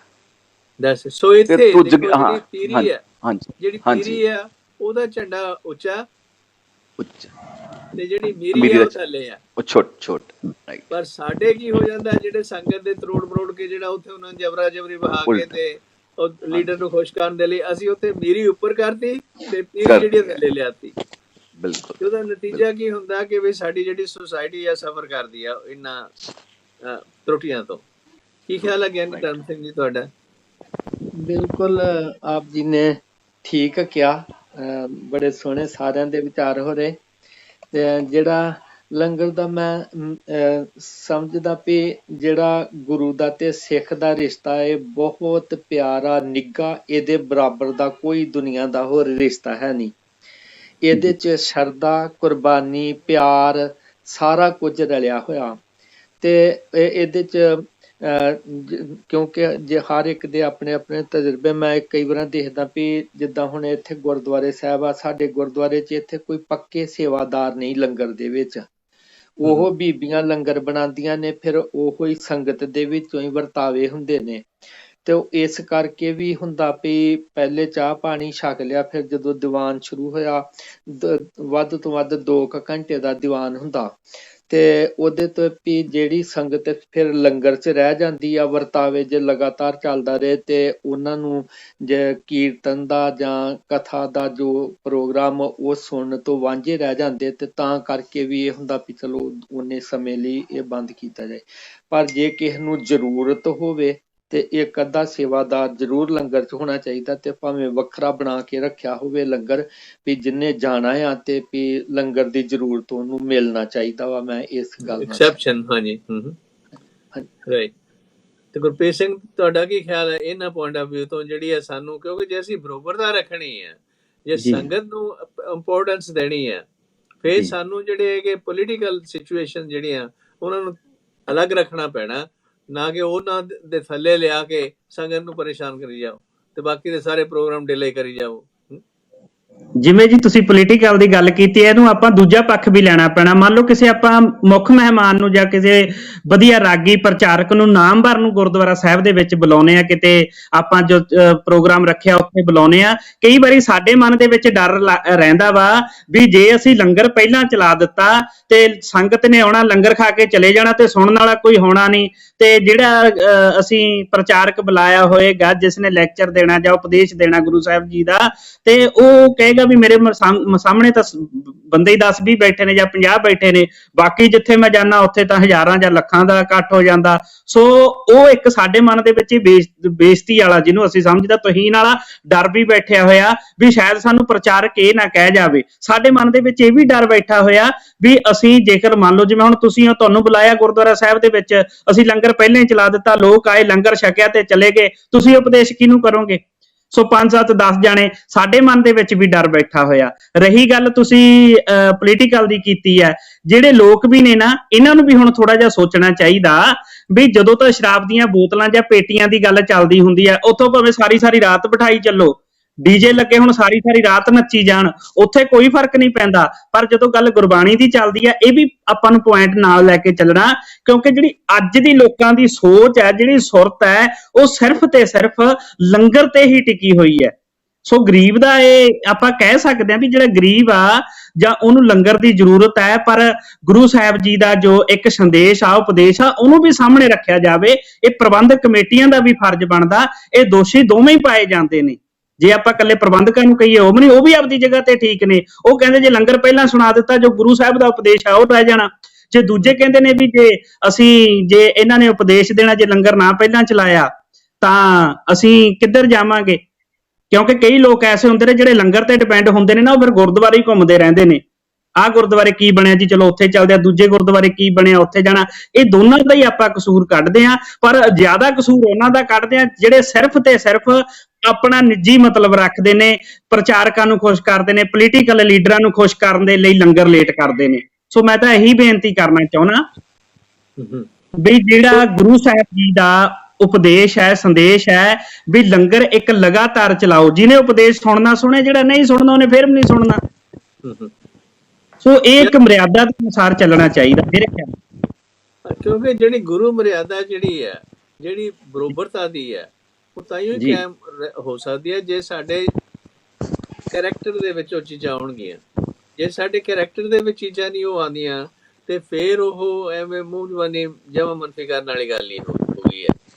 ਜੀ ਡਾਕਟਰ ਸਾਹਿਬ ਇੱਕ ਹੋਰ ਪੁਆਇੰਟ ਇਹ ਆ, ਬਾਹਰ ਲਿਖ ਕੇ ਲਾ ਦਿੱਤਾ ਜਾਵੇ ਵੀ 1 ਵਜੇ ਪੂਰੇ ਲੰਗਰ ਸਟਾਰਟ ਹੋਏਗਾ। ਜੇ ਦੁਪਹਿਰ ਦਾ ਲੰਗਰ ਆ, ਲਿਖ ਕੇ ਲਾ ਦਿੱਤਾ ਜਾਵੇ, ਸੰਗਤ ਜਿਹੜੀ ਆਵੇ ਉਹ ਸੁਚੇਤ ਹੋ ਜਾਵੇ ਵੀ 1 ਵਜੇ ਤੋਂ ਪਹਿਲਾਂ ਨਹੀਂ ਚੱਲਣਾ, ਪੂਰੇ 1 ਵਜੇ ਲੰਗਰ ਚੱਲਣਾ, ਦੁਪਹਿਰ ਦਾ ਖਾਣਾ ਲਿਖ ਕੇ ਲਾ ਦਿੱਤਾ ਜਾਵੇ। ਕਈ ਵਾਰੀ ਸੰਗਤ ਉਹਨਾਂ ਖਾਣਾ ਬਣਾਇਆ ਹੁੰਦਾ, ਜੋ ਵੀ ਸੰਗਤ ਦੇ ਨਾਲ ਸਹਿਯੋਗ ਦੇ ਨਾਲ ਜਿੰਨਾ ਵੀ ਬਣਾਇਆ ਗਿਆ ਹੋਵੇ, ਉਹ ਟਾਈਮ ਹੋਵੇ ਵੀ 1 ਵਜੇ ਤੱਕ ਕੀਰਤਨ ਦਰਬਾਰ ਹੋਏਗਾ, ਉਹਦੇ ਤੋਂ ਬਾਅਦ ਲੰਗਰ ਚੱਲੇਗਾ। ਇਹਦਾ ਮਤਲਬ ਇਹ ਨਹੀਂ ਵੀ 3 ਵਜੇ ਲੰਗਰ ਚਲਾਉਣਾ ਜਾਂ 5 ਵਜੇ ਲੰਗਰ ਚਲਾਉਣਾ ਜਾਂ 4 ਵਜੇ ਚਲਾਉਣਾ। ਇੱਕ ਟਾਈਮ ਰੱਖ ਦਿੱਤਾ, ਉਹ ਗੁਰਦੁਆਰੇ ਦੇ ਵਿੱਚ ਅਨਾਉਂਸ ਕੀਤਾ ਜਾਵੇ। ਜਿਹੜੇ ਬੈਨਰ ਛਾਪਦੇ ਨੇ ਜਾਂ ਜਿਹੜੇ ਪੱਤਰੇ ਛਾਪ ਕੇ ਕੰਧਾਂ ਦੀਵਾਰਾਂ ਤੇ ਲੱਗਦੇ ਨੇ, ਉਹਨਾਂ ਦੇ ਵਿੱਚ ਸਪੈਸ਼ਲ ਲਿਖਿਆ ਜਾਵੇ, ਜਿਵੇਂ ਲਿਖਿਆ ਹੁੰਦਾ ਨਾ ਵੀ ਗੁਰੂ ਕਾ ਲੰਗਰ ਅਟੁੱਟ ਵਰਤੇਗਾ, ਨਾਲ ਸਮਾਂ ਲਿਖਿਆ ਜਾਵੇ ਵੀ ਇੰਨੇ ਪ੍ਰਚਾਰਕ ਦਾ, ਇੰਨੇ ਰਾਗੀ ਦਾ ਇੰਨੇ ਵਜੇ ਤੋਂ ਇੰਨੇ ਵਜੇ ਤੱਕ ਸਮਾਂ, ਇੰਨੇ ਦਾ ਇੰਨੇ ਵਜੇ ਤੱਕ, ਉਸ ਤੋਂ ਬਾਅਦ ਲੰਗਰ ਸਟਾਰਟ ਹੋਏਗਾ। ਇਹ ਵੀ ਪੁਆਇੰਟ ਰੱਖਿਆ ਜਾ ਸਕਦਾ। ਯਾ ਦੈਟਸ ਅ ਗੁੱਡ ਪੁਆਇੰਟ। ਪਰ ਨਾਲ ਦੇਖੋ ਜਿਹੜੀ ਹੈਗੀ ਆ ਲੋਕਾਂ ਦੀ ਜਿਹੜੀ ਹੈਗੀ ਆ ਸੋਚਣੀ ਆ, ਮਾਨਸਿਕ ਜਿਹੜੀ ਉਹਨਾਂ ਦੀ ਹਾਲਤ ਹੈ, ਉਸ ਨੂੰ ਦੇਖ ਕੇ ਸਾਨੂੰ ਥੋੜੇ ਜਿਹੇ ਸਾਡੇ ਤਰੀਕੇ ਬਦਲਣ ਦੀ ਵੀ ਲੋੜ ਹੈ। ਜਿਵੇਂ ਹੁਣ ਜੇ ਗਨਕਾ ਕੋਲੇ ਗਏ ਮਹਾਰਾਜ, ਉਹਨਾਂ ਨੇ ਉਹਨੂੰ ਤੋਤਾ ਦਿੱਤਾ ਗਿਆ ਵੀ ਇਹਨੂੰ ਰਾਮ ਰਾਮ ਪੜਾ। ਅਜਾਮਲ ਕੋਲ ਗਏ, ਉਹਨੂੰ ਕਹਿੰਦੇ ਤੇਰਾ ਬੱਚਾ ਹੋਣਾ, ਇਹਦਾ ਨਾਮ ਨਾਰਾਇਣ ਰੱਖ ਦੇ, ਹੈ ਜੀ। ਬਾਦੀ ਕੋਲੇ ਗਏ, ਉਹਨੂੰ ਕਹਿੰਦੇ ਤੂੰ ਜੇ ਚੋਰੀ ਨਹੀਂ ਛੱਡ ਸਕਦਾ, ਇੰਨਾ ਹੀ ਕਹੀ ਜਾਂ ਮਰਾ ਕਰੀ ਚੱਲ, ਹੈ ਜੀ। ਉਹਨਾਂ ਦਾ ਮਤਲਬ ਸੀਗਾ ਕਿਸੇ ਨਾ ਕਿਸੇ ਤਰੀਕੇ ਨਾਲ ਉਹਨਾਂ ਨੂੰ ਲੈ ਕੇ ਆਉਣਾ, ਸਮਝ ਦੇ ਵਿੱਚ ਉਹਨਾਂ ਦੇ ਵਿੱਚ ਲੈ ਕੇ ਆਉਣੀਆਂ ਚੀਜ਼ਾਂ। ਹੁਣ ਜੇ ਲੋਕ ਲੰਗਰ ਛਕਣ ਦੇ ਲਈ ਆਉਂਦੇ ਨੇ ਤੇ ਇਹ ਨਹੀਂ ਹੋ ਸਕਦਾ ਵੀ ਕੋਈ ਥੋੜਾ ਬਹੁਤਾ ਪ੍ਰੋਗਰਾਮ ਜਿਹੜਾ ਉਹ ਜਦੋਂ ਬਜਾਏ ਜਵਲੀਆਂ ਮਾਰਨ ਦੇ ਲੰਗਰ ਦੇ ਵਿੱਚ ਉੱਥੇ ਕੋਈ ਉਹ ਕੀਤਾ ਜਾਵੇ ਜਿਹੜਾ ਉਹਨਾਂ ਦੇ ਕੰਨਾਂ 'ਚ ਵੀ ਪਵੇ ਕਿ ਵੀ ਆਹ ਗੱਲ ਇਸ ਤਰ੍ਹਾਂ ਹੋ ਰਹੀ ਹੈ। ਜਾਂ ਉੱਥੇ ਲੰਗਰ ਦੀ ਹੋਈ ਇਹ ਕੀਤਾ ਜਾਵੇ ਕਿ ਦੇਖੋ ਮਹਾਰਾਜ ਜਿਹੜਾ ਲੰਗਰ ਸਾਡਾ ਬੇਸਡ ਹੈਗਾ, ਮਹਾਰਾਜ ਦੇ ਹੁਕਮ ਤੇ ਕੋਈ ਉਹਨਾਂ ਦੇ ਸ਼ਬਦ ਅਸਦੀਵਾਰ ਤੋਂ ਜਾਂ ਇੱਧਰੋਂ ਮਸਾਲਾ ਲੈ ਕੇ ਕਿ ਵੀ ਕੀ ਚੀਜ਼ਾਂ ਹੈਗੀਆਂ ਨੇ, ਤਾਂ ਕਿ ਉੱਥੇ ਇਹ ਨਾ ਹੋਵੇ ਕਿ ਵੀ ਲੋਕ ਗੱਲਾਂ ਕਰਕੇ ਚਲੇ ਜਾਣ, ਬਲਕਿ ਉਹਨਾਂ ਦੇ ਕੰਨਾਂ 'ਚ ਜਦੋਂ ਉਹਨਾਂ ਨੂੰ ਸੁਣਦੀ ਹੈ ਚੀਜ਼ ਆ ਕੀ ਗੱਲ ਹੋ ਰਹੀ ਹੈ, ਜਦੋਂ ਰੋਟੀ ਵੀ ਖਾ ਰਹੇ ਨੇ, ਤਾਂ ਫਿਰ ਉਹਦਾ ਕੋਈ ਨਾ ਕੋਈ ਅਸਰ ਤਾਂ ਹੋਊਗਾ ਉਹਨਾਂ ਤੇ। ਕੀ ਖਿਆਲ ਹੈ ਤੁਹਾਡਾ? ਬਿਲਕੁਲ ਜੀ, ਬਿਲਕੁਲ ਅਸਰ ਹੁੰਦਾ ਜੀ। ਜਿਵੇਂ ਤੁਸੀਂ ਬਹੁਤ ਸੋਹਣੀ ਗੱਲ ਕੀਤੀ ਆ, ਜਿੱਥੇ ਲੰਗਰ ਹਾਲ ਦੇ ਵਿੱਚ ਉਹ ਉਪਦੇਸ਼ ਦੀ ਆਵਾਜ਼ ਹੋਣੀ ਚਾਹੀਦੀ ਆ, ਸਪੀਕਰ ਲੱਗ ਜਾਣਾ ਚਾਹੀਦਾ ਮੱਧਮ ਆਵਾਜ਼ ਦੇ ਵਿੱਚ, ਜਿੱਥੇ ਲੰਗਰ ਵਾਲੇ ਦੀ ਆਵਾਜ਼ ਵੀ ਸੁਣੇ, ਜਿਹੜਾ ਦਾਲ ਵਰਤਾ ਰਿਹਾ ਉਹਦੀ ਆਵਾਜ਼ ਵੀ ਸੁਣੇ, ਔਰ ਜਿਹੜਾ ਸ਼ਬਦ ਚੱਲ ਰਿਹਾ, ਜੋ ਪ੍ਰਚਾਰ ਹੋ ਰਿਹਾ ਜਾਂ ਜੋ ਲੈਕਚਰ ਹੋ ਰਿਹਾ, ਉਹ ਸਿੱਧੇ ਦੀਵਾਨ ਹਾਲ ਦੇ ਵਿੱਚੋਂ ਲੰਗਰ ਹਾਲ ਦੇ ਵਿੱਚ ਵੀ ਹੋਣਾ ਚਾਹੀਦਾ, ਉਪਦੇਸ਼ ਵੀ ਸੁਣਨਾ ਚਾਹੀਦਾ। ਦੋਵੇਂ ਚੀਜ਼ਾਂ ਹੋ ਜਾਂਦੀਆਂ ਨੇ, ਇਹਦੇ ਵਿੱਚ ਮੈਂ ਬਿਲਕੁਲ ਸਹਿਮਤ ਹਾਂ ਜੀ। ਪਰ ਜੇ ਸਮਾਂ ਫਿਕਸ ਕਰ ਦਿੱਤਾ ਜਾਵੇ, ਉਸ ਤੋਂ ਸੋਹਣੀ ਗੱਲ ਆ ਵੀ ਸੰਗਤ ਵੀ ਸੁਚੇਤ ਹੋ ਜਾਏਗੀ। ਹਾਂਜੀ, ਦੇਖੋ ਸਾਡੀਆਂ ਕਈ ਜਿਹੜੀਆਂ ਹੁੰਦੀਆਂ ਮੀਟਿੰਗਸ ਹਸਪਤਾਲਾਂ ਦੇ ਵਿੱਚ, ਜਿੱਥੇ ਮੈਂ ਕੰਮ ਕੀਤਾ, ਉਹਨਾਂ ਨੂੰ ਕਹਿੰਦੇ ਵਰਕਿੰਗ ਮੀਟਿੰਗ, ਵਰਕਿੰਗ ਲੰਚ। ਉਹ ਦੇਖੀਏ ਨਾਲੇ ਤਾਂ ਤੁਸੀਂ ਆਪਣਾ ਜਿਹੜਾ ਕਾਰੋਬਾਰ ਦੀਆਂ ਗੱਲਾਂ ਕਰ ਰਹੇ ਆ ਤੇ ਨਾਲੇ ਤੁਸੀਂ ਲੰਚ ਕਰ ਰਹੇ ਆ ਜੀ। ਇਹ ਨਹੀਂ ਹੈ ਕਿ ਵੀ ਦੂਜੀਆਂ ਗੱਲਾਂ ਬਾਤਾਂ ਕਰ ਲਓ। ਤੇ ਇਸੇ ਤਰ੍ਹਾਂ ਦੇ ਕੋਈ ਮੰਨ ਲਓ ਸਾਨੂੰ ਸਮੇਂ ਅਨੁਸਾਰ ਚੇਂਜਸ ਲਿਆਉਣ ਦੀ ਲੋੜ ਹੈ, ਤਾਂ ਕਿ ਸਾਡਾ ਜਿਹੜਾ ਪ੍ਰਿੰਸੀਪਲ ਹੈ ਸੰਗਤ ਤੇ ਪੰਗਤ ਦਾ ਕਾਇਮ ਵੀ ਰਵੇ, ਤੇ ਜਿਹੜਾ ਪ੍ਰਚਾਰ ਵੀ ਲੋਕਾਂ ਦੇ ਕੰਨਾਂ 'ਚ ਪਵੇ ਉਸ ਹਿਸਾਬ ਨਾਲ ਕਿ ਬਈ ਤੁਸੀਂ ਉਹ ਗੱਲਾਂ ਤਾਂ ਬਾਹਰ ਬਥੇਰੀਆਂ ਟਾਈਮ ਹੈ ਲੋਕਾਂ ਨੂੰ ਕਰਨ ਦੇ ਲਈ ਬਜਾਏ। ਕੀ ਖਿਆਲ ਹੈ ਗਿਆਨੀ ਧਰਮ ਸਿੰਘ ਜੀ, ਤੁਹਾਡਾ ਕੀ ਵਿਚਾਰ ਹੈ ਇਹਨਾਂ 'ਚ? ਬਿਲਕੁਲ ਮੈਂ ਸਹਿਮਤ ਹਾਂ ਜੀ ਆਪ ਜੀ ਦੀਆਂ ਸਾਰੀਆਂ ਗੱਲਾਂ ਦੇ ਨਾਲ। ਤੇ ਗੱਲ ਇਹ ਆ ਵੀ ਲੰਗਰ ਦੀ ਮਹਾਨਤਾ ਵੀ ਬਹੁਤ ਆ, ਲੰਗਰ ਦੇ ਨਿਯਮ ਜਿਹੜੇ ਗੁਰੂ ਸਾਹਿਬ ਜੀ ਨੇ ਬਣਾਏ ਆ ਉਹ ਵੀ ਮਹਾਨ ਆ, ਤੇ ਜਿਹੜੀ ਸੰਗਤ ਵਾ ਉਹ ਉਹਦੇ ਵਾਸਤੇ ਇੰਨਾ ਕਾਪੀ ਜਿੰਨੇ ਕਿਸੇ ਨੇ ਜਲਦੀ ਜਾਣਾ ਹੋਏ ਉਹਨੂੰ ਪ੍ਰਸਾਦਾ ਮਿਲ ਜਾਣਾ ਚਾਹੀਦਾ ਪਹਿਲੇ। ਤੇ ਕਿਉਂਕਿ ਕੋਈ ਵੀ ਉਪਦੇਸ਼ ਜਿਹੜਾ ਜ਼ਬਰਦਸਤੀ ਦਿੱਤਾ ਹੋਇਆ ਤੇ ਕਿਸੇ ਤੇ ਉਹਦਾ ਕੋਈ ਚੰਗਾ ਅਸਰ ਨਹੀਂ ਹੁੰਦਾ। Right. ਜਿੰਨੇ ਸੁਣਨਾ ਪਿਆਰ ਨਾਲ ਸੁਣ ਲੈਣਾ। ਡਾਕਟਰ ਵਿੰਦਰ ਸਿੰਘ ਜੀ, ਤੁਹਾਡਾ ਕੀ ਵਿਚਾਰ ਹੈ? ਹਾਂਜੀ ਸਰ। ਸਰ ਗੁਰਬਾਣੀ ਦੀ ਮੈਨੂੰ ਇੱਕ ਪੰਕਤੀ ਯਾਦ ਆ ਗਈ ਸਾਡੇ ਵਿਚਾਰ ਦੇ ਵਿੱਚੋਂ। ਹਾਂਜੀ। ਸ਼ਬਦ ਹੈਗਾ, ਗੁਰਸਿੱਖਾਂ ਇੱਕੋ ਪਿਆਰ, ਗੁਰਮਿੱਤਾਂ ਪੁੱਤਾਂ ਭਾਈਆਂ। ਅਗਲੀ ਪੰਕਤੀ ਹੈ ਜੋ ਡਿਸਕਸ਼ਨ ਚੱਲ ਰਹੀ ਹੈ, ਇੱਕ ਸੇਵਕ ਗੁਰ ਪਾਸ ਇੱਕ ਗੁਰ ਘਾਰੇ ਲਾਈਆਂ। ਉਹ ਕਹਿੰਦੇ ਆਮ ਤੌਰ ਤੇ ਸੰਗਤ ਦੇ ਵਿੱਚ ਇਹ ਨਾ ਆ ਜਾਵੇ ਕਈ ਵਾਰੀ ਮਨ ਦੇ ਵਿੱਚ ਨਾ, ਇਹ ਵੀ ਸਾਡੇ, ਕਿਉਂਕਿ ਸਾਡੇ ਮਨ ਜਿਹੜੇ ਨੇ ਨਾ ਉਹ ਛੋਟੀ ਸੋਚ 'ਚ ਨੇ। ਜਿਹੜਾ ਬੰਦਾ ਗੁਰਦੁਆਰੇ ਦੇ ਅੰਦਰ ਸੇਵਾ ਕਰਦਾ ਹੈ ਨਾ, ਜਿੱਦਾਂ ਦਰਬਾਰ ਸਾਹਿਬ ਹੈ, ਵੱਡਾ ਗੁਰਦੁਆਰਾ ਹੈ, ਜਿਹੜਾ ਤੇ ਅੰਦਰ ਮਹਾਰਾਜ ਦੀ ਤਾਬਿਆ ਸੇਵਾ ਕਰਦਾ, ਉਹ ਆਪਣੇ ਆਪ ਨੂੰ ਜ਼ਿਆਦਾ ਇੰਪੋਰਟੈਂਟ ਸਮਝਦਾ ਕਿ ਮੇਰੇ ਕੋਲ ਬੜੀ ਉੱਚੀ ਸੇਵਾ ਹੈ। ਕਿਉਂਕਿ ਜਿੱਦਾਂ ਜਾਤ ਪਾਤ ਦੀ ਗੱਲ ਕਰ ਰਹੇ ਆ ਨਾ, ਜ਼ਹਿਨ ਦੇ ਵਿੱਚ ਵੱਡਾ ਛੋਟਾ ਹਰ ਕਿਸੇ ਦੇ ਵੜਿਆ ਹੋਇਆ ਹੈ, ਕਿਸੇ ਕਿਸੇ ਨੂੰ ਛੱਡ ਕੇ।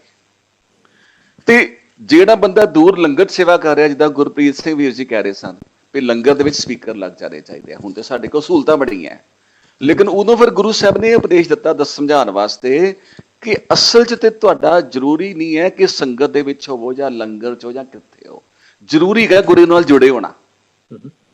ਗੁਰੂ ਨਾਲ ਜੁੜੇ ਹੋਣਾ ਜ਼ਰੂਰੀ ਹੈ। ਸੋ ਇੱਕ ਸੇਵਕ ਗੁਰ ਪਾਸ, ਕਹਿੰਦੇ ਜ਼ਰੂਰੀ ਨਹੀਂ ਜਿਹੜਾ ਗੁਰੂ ਕੋਲ ਬੈਠਾ ਬੜਾ ਵੱਡਾ ਸਿੱਖ ਹੈ, ਇੱਕ ਗੁਰੂ ਘਾਰੇ ਲਾਈਆਂ। ਜੇ ਗੁਰੂ ਨੇ ਕਿਸੇ ਨੂੰ ਦੂਰ ਕੰਮ ਲਈ ਭੇਜਿਆ ਤੇ ਉਹ ਵੀ ਗੁਰੂ ਨਾਲ ਜੁੜਿਆ, ਕਿਉਂਕਿ ਉਹ ਗੁਰੂ ਦੇ ਹੁਕਮ 'ਚ ਡਿਊਟੀ ਕਰ ਰਿਹਾ।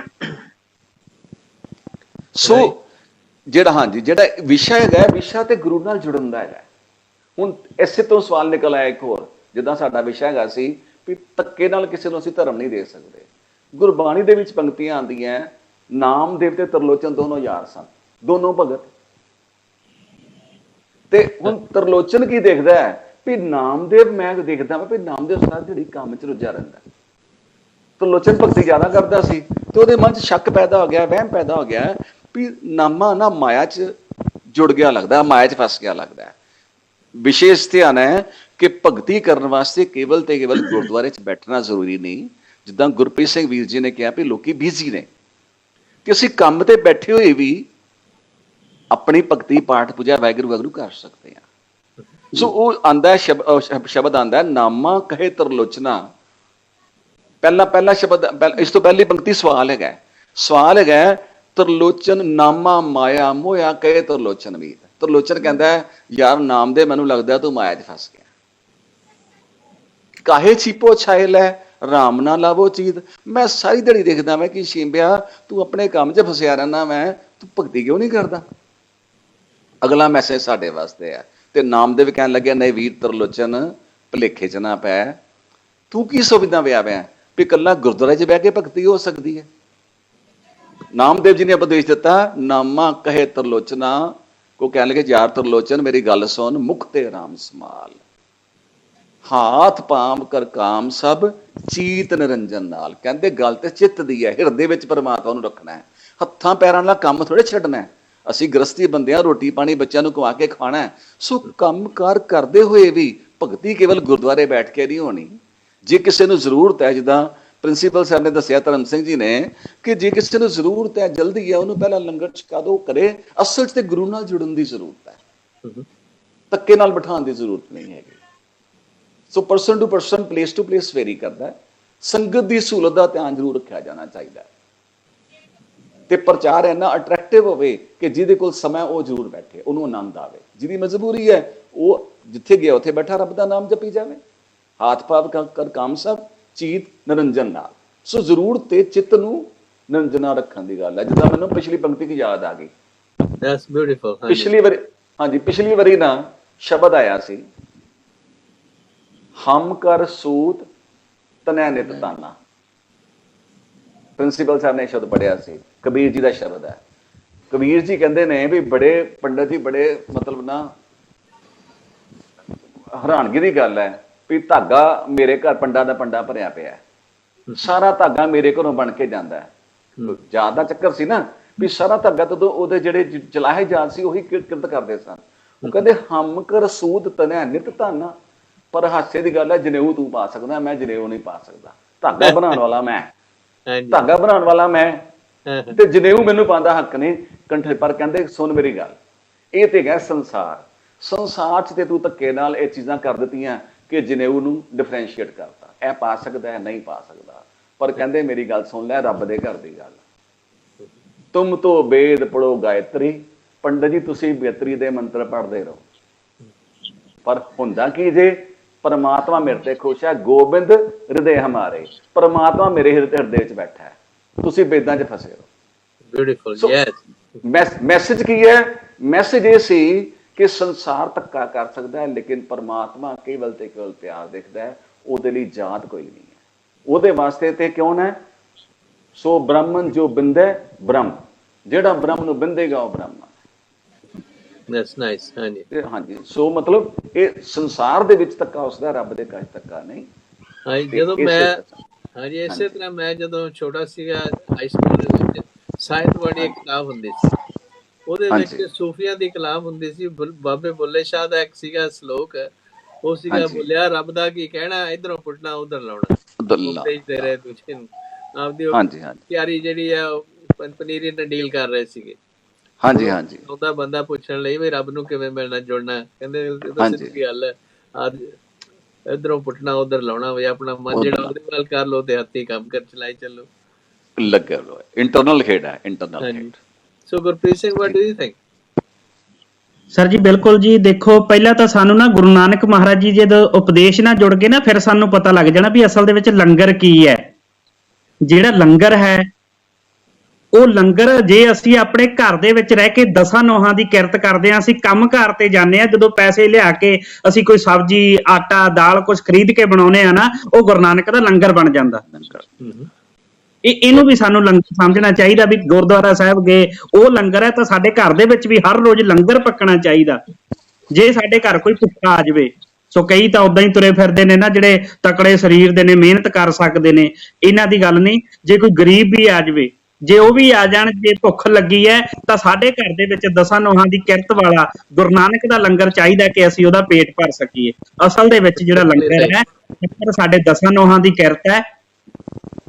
ਇਹੀ ਲੰਗਰ ਅਸੀਂ ਗੁਰਦੁਆਰਾ ਸਾਹਿਬ ਦੇ ਵਿੱਚ ਛਕਦੇ ਹਾਂ, ਇਹੀ ਲੰਗਰ ਅਸੀਂ ਘਰ ਦੇ ਵਿੱਚ ਤਿਆਰ ਕਰ ਸਕਦੇ ਹਾਂ, ਅਸੀਂ ਆਪਣੀ ਮਿਹਨਤ ਮਜ਼ਦੂਰੀ ਕਰਕੇ। ਸੋ ਗੁਰਬਾਣੀ ਤੇ ਇਹ ਲੰਗਰ ਸਾਡੇ ਜੀਵਨ ਲਈ ਦੋਵੇਂ ਜ਼ਰੂਰੀ ਨੇ।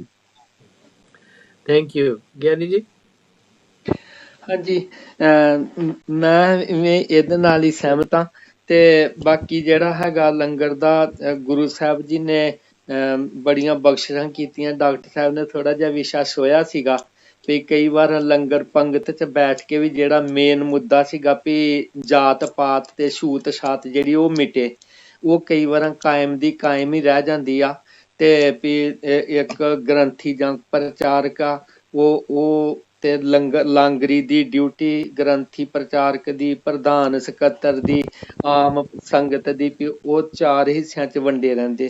ਮੈਂ ਇਹ ਸਮਝਦਾ ਵਾਂ ਕਿ ਕਦੇ ਨਾ ਕਦੇ ਪ੍ਰਚਾਰਕ ਨੂੰ ਵੀ ਲੰਗਰ 'ਚ ਸੇਵਾ ਕਰ ਲੈਣੀ ਚਾਹੀਦੀ ਆ। ਐਬਸੋਲੂਟਲੀ। ਹਾਂਜੀ ਤੇ ਜਿਹੜੇ ਪ੍ਰਬੰਧਕ ਨੇ, ਪ੍ਰਧਾਨ ਆ, ਸਕੱਤਰ, ਉਹਨਾਂ ਨੂੰ ਵੀ ਕਦੀ ਨਾ ਕਦੀ ਲੰਗਰ ਦੀ ਡਿਊਟੀ ਜ਼ਰੂਰ ਕਰਨੀ ਚਾਹੀਦੀ। ਸਾਡੇ ਗੁਰੂ ਸਾਹਿਬ ਜੀ ਨੇ, ਦਸਮ ਪਾਤਸ਼ਾਹ ਜੀ ਨੇ ਹਰ ਸਿੱਖ ਨੂੰ ਇਹ ਲਾਜ਼ਮੀ ਕੀਤਾ ਸੀ ਲੰਗਰ ਵਾਸਤੇ। ਤੇ ਜਿਹਦੇ ਵਿੱਚ ਉਹ ਭਾਈ ਨੰਦ ਲਾਲ ਜੀ ਇੰਨੇ ਮਹਾਨ ਵਿਦਵਾਨ ਹੁੰਦਿਆਂ ਹੋਇਆਂ ਸਿਰਮੌਰ ਕਵੀ, ਤੇ ਉਹਨਾਂ ਨੂੰ ਪਹਿਲਾ ਨਾਮ ਮਿਲਿਆ ਸੀ ਵੀ ਗੁਰੂ ਜੀ ਨੇ ਪ੍ਰੀਖਿਆ ਲਈ ਸੀਗੀ ਅੱਧੀ ਰਾਤ ਨਾਲ ਜਾ ਕੇ ਭੇਸ ਬਦਲ ਕੇ। ਤੇ ਇਹ ਜਿਹੜਾ ਮਿਸ਼ਨ ਵਾ ਅਸਲ 'ਚ ਸੇਵਾ ਦਾ, ਕਿ ਸੇਵਾ ਜਿਹੜੀ ਹੈ, ਸੇਵਾ ਤੇ ਸਿਮਰਨ 2 ਗੱਲਾਂ। ਇਹ ਲੰਗਰ ਦੀ ਇੱਕ ਸੇਵਾ ਦਾ ਪ੍ਰਬੰਧ, ਗੁਰਦੁਆਰੇ ਦੇ ਜੋੜਿਆਂ ਨੂੰ ਝਾੜਨ ਦਾ, ਸਾਫ਼ ਸਫਾਈ ਕਰਨ ਦਾ, ਤੇ ਇਹ ਸਾਰਿਆਂ ਵਾਸਤੇ ਇੱਕੋ ਜਿਹਾ ਲਾਜ਼ਮੀ ਆ ਵੀ ਸਾਰੇ ਇਹਦੇ 'ਚ ਹਿੱਸਾ ਪਾਉਣ। That's true. ਡਾਕਟਰ ਸਾਹਿਬ, ਤੁਹਾਨੂੰ ਯਾਦ ਹੋਏਗਾ ਕਿ ਆਪਣੇ ਮੈਡੀਕਲ ਕਾਲਜ ਦੇ ਵਿੱਚ ਜਦੋਂ ਸਾਡੀ ਟ੍ਰੇਨਿੰਗ ਹੁੰਦੀ ਹੈ, ਜਦੋਂ ਆਪਾਂ ਸੋਚਦੇ ਹਾਂ ਵੀ ਬੈਂਡੇਜ ਵਗੈਰਾ ਕਰਨੀ, ਪੱਟੀਆਂ ਕਰਨੀਆਂ, ਇੰਜੈਕਸ਼ਨ ਲਾਉਣੇ, ਉਹ ਡਾਕਟਰ ਤੋਂ ਡਾਕਟਰ ਨਹੀਂ ਸਿੱਖਦਾ, ਉਹ ਨਰਸਾਂ ਜਿਹੜੀਆਂ ਸਾਨੂੰ ਸਿਖਾਉਂਦੀਆਂ ਨੇ। ਬਿਲਕੁਲ ਬਿਲਕੁਲ ਸਰ। ਉਹਨਾਂ ਦੇ ਨਾਲ ਅਸੀਂ ਉਹਨਾਂ ਤੋਂ ਜਾ ਕੇ ਸਿੱਖਦੇ ਹਾਂ, ਤਾਂ ਕਿ ਸਾਨੂੰ ਨਾਲੇ ਤਾਂ ਐਪਰੀਸੀਏਸ਼ਨ ਡਿਵੈਲਪ ਹੋਵੇ ਉਹਦੇ ਕੰਮ ਨਾਲ, ਹਾਂਜੀ, ਤੇ ਨਾਲੇ ਉਹਨਾਂ ਦਾ ਸਤਿਕਾਰ ਵੀ ਬਣੇ ਸਾਡੇ ਮਨ ਦੇ ਵਿੱਚ, ਤੇ ਨਾਲੇ ਉਹਨਾਂ ਤੋਂ ਸਿੱਖਿਆ ਵੀ ਜਾਵੇ। ਬਿਲਕੁਲ। ਭਾਵ ਕਹਿਣ ਦਾ ਇਹ ਕਿ ਬਈ ਜਿਹੜੀਆਂ ਚੰਗੇ ਉੱਚਾ ਨੀਵਾਂ ਕੰਮ ਨਹੀਂ ਹੈ, ਕੋਈ ਕੰਮ ਸਾਰੇ ਹੀ ਬਰੋਬਰ ਨੇ। ਸਿਰਫ ਉਹ ਗੱਲ ਅਲੱਗ ਹੈ ਵੀ ਡਿਊਟੀ ਕਿਸੇ ਦੀ ਕਿਤੇ ਲੱਗੀ ਹੈ, ਕਿਸੇ ਦੀ ਕਿਤੇ ਲੱਗੀ ਹੈ, ਇਸ ਸਮਾਜ ਚਲਾਉਣ ਦੇ ਲਈ ਚਲਾਉਣ ਲਈ। ਪਰ ਹਰ ਇੱਕ ਦਾ ਜਿਹੜਾ ਬਰੋਬਰਤਾ ਦਾ ਜਿਹੜਾ ਪ੍ਰਿੰਸੀਪਲ ਹੈ ਤੇ ਉਹ ਮਨ ਦੇ ਵਿੱਚ ਜਿਹੜਾ ਕਾਇਮ ਦائم ਰੱਖਣਾ ਬਹੁਤ ਜ਼ਰੂਰੀ ਹੈ। ਉਹੀ ਸਾਡੇ ਲੰਗਰ ਦੀ ਜਿਹੜੀ ਹੈਗੀ ਆ ਮੇਨ ਰੀਜ਼ਨ ਜਿਹੜਾ ਲੰਗਰ ਦਾ ਇਹੀ ਹੈ ਹਾਂਜੀ। ਤੇ ਬਰੋਬਰਤਾ ਜਿਹੜਾ ਉਪਦੇਸ਼ ਹੈ ਕਿ ਵੀ ਅਸੀਂ ਸਾਰੇ ਨੋ ਮੈਟਰ ਵਾਟ ਵੀ ਡੂ, ਚਾਹੇ ਕੋਈ ਜੋੜੇ ਸਾਫ਼ ਕਰਦਾ ਹੈ, ਚਾਹੇ ਕੋਈ ਚੌਰ ਕਰਦਾ ਮਹਾਰਾਜ ਦਾ ਜਾਂ ਕਥਾਵਾਰ, ਸਾਰੇ ਅਸੀਂ ਬਰੋਬਰ ਹਾਂ। ਤੇ ਇਹ ਚੀਜ਼ਾਂ ਦੇ ਲਈ ਜਿਹੜੇ ਸਾਨੂੰ ਪ੍ਰੋਗਰਾਮ ਨੇ ਉਹਨਾਂ ਨੂੰ ਥੋੜਾ ਬਹੁਤਾ ਸਾਨੂੰ ਅਦਲਾ ਬਦਲੀ ਕਰਕੇ ਕਰਨਾ ਚਾਹੀਦਾ। ਮਿਸਾਲ ਦੇ ਤੌਰ ਤੇ ਜਿਵੇਂ ਹੁਣ ਅਸੀਂ ਚੌਰ ਕਰਦੇ ਹਾਂ, ਮਹਾਰਾਜ ਦੀ ਤਾਬਿਆ ਬਹਿਨੇ ਆ, ਇਹ ਨਹੀਂ ਵੀ ਉਹੀ 4 ਬੰਦੇ ਮੁੜ ਬੈਠੀ ਜਾਣ।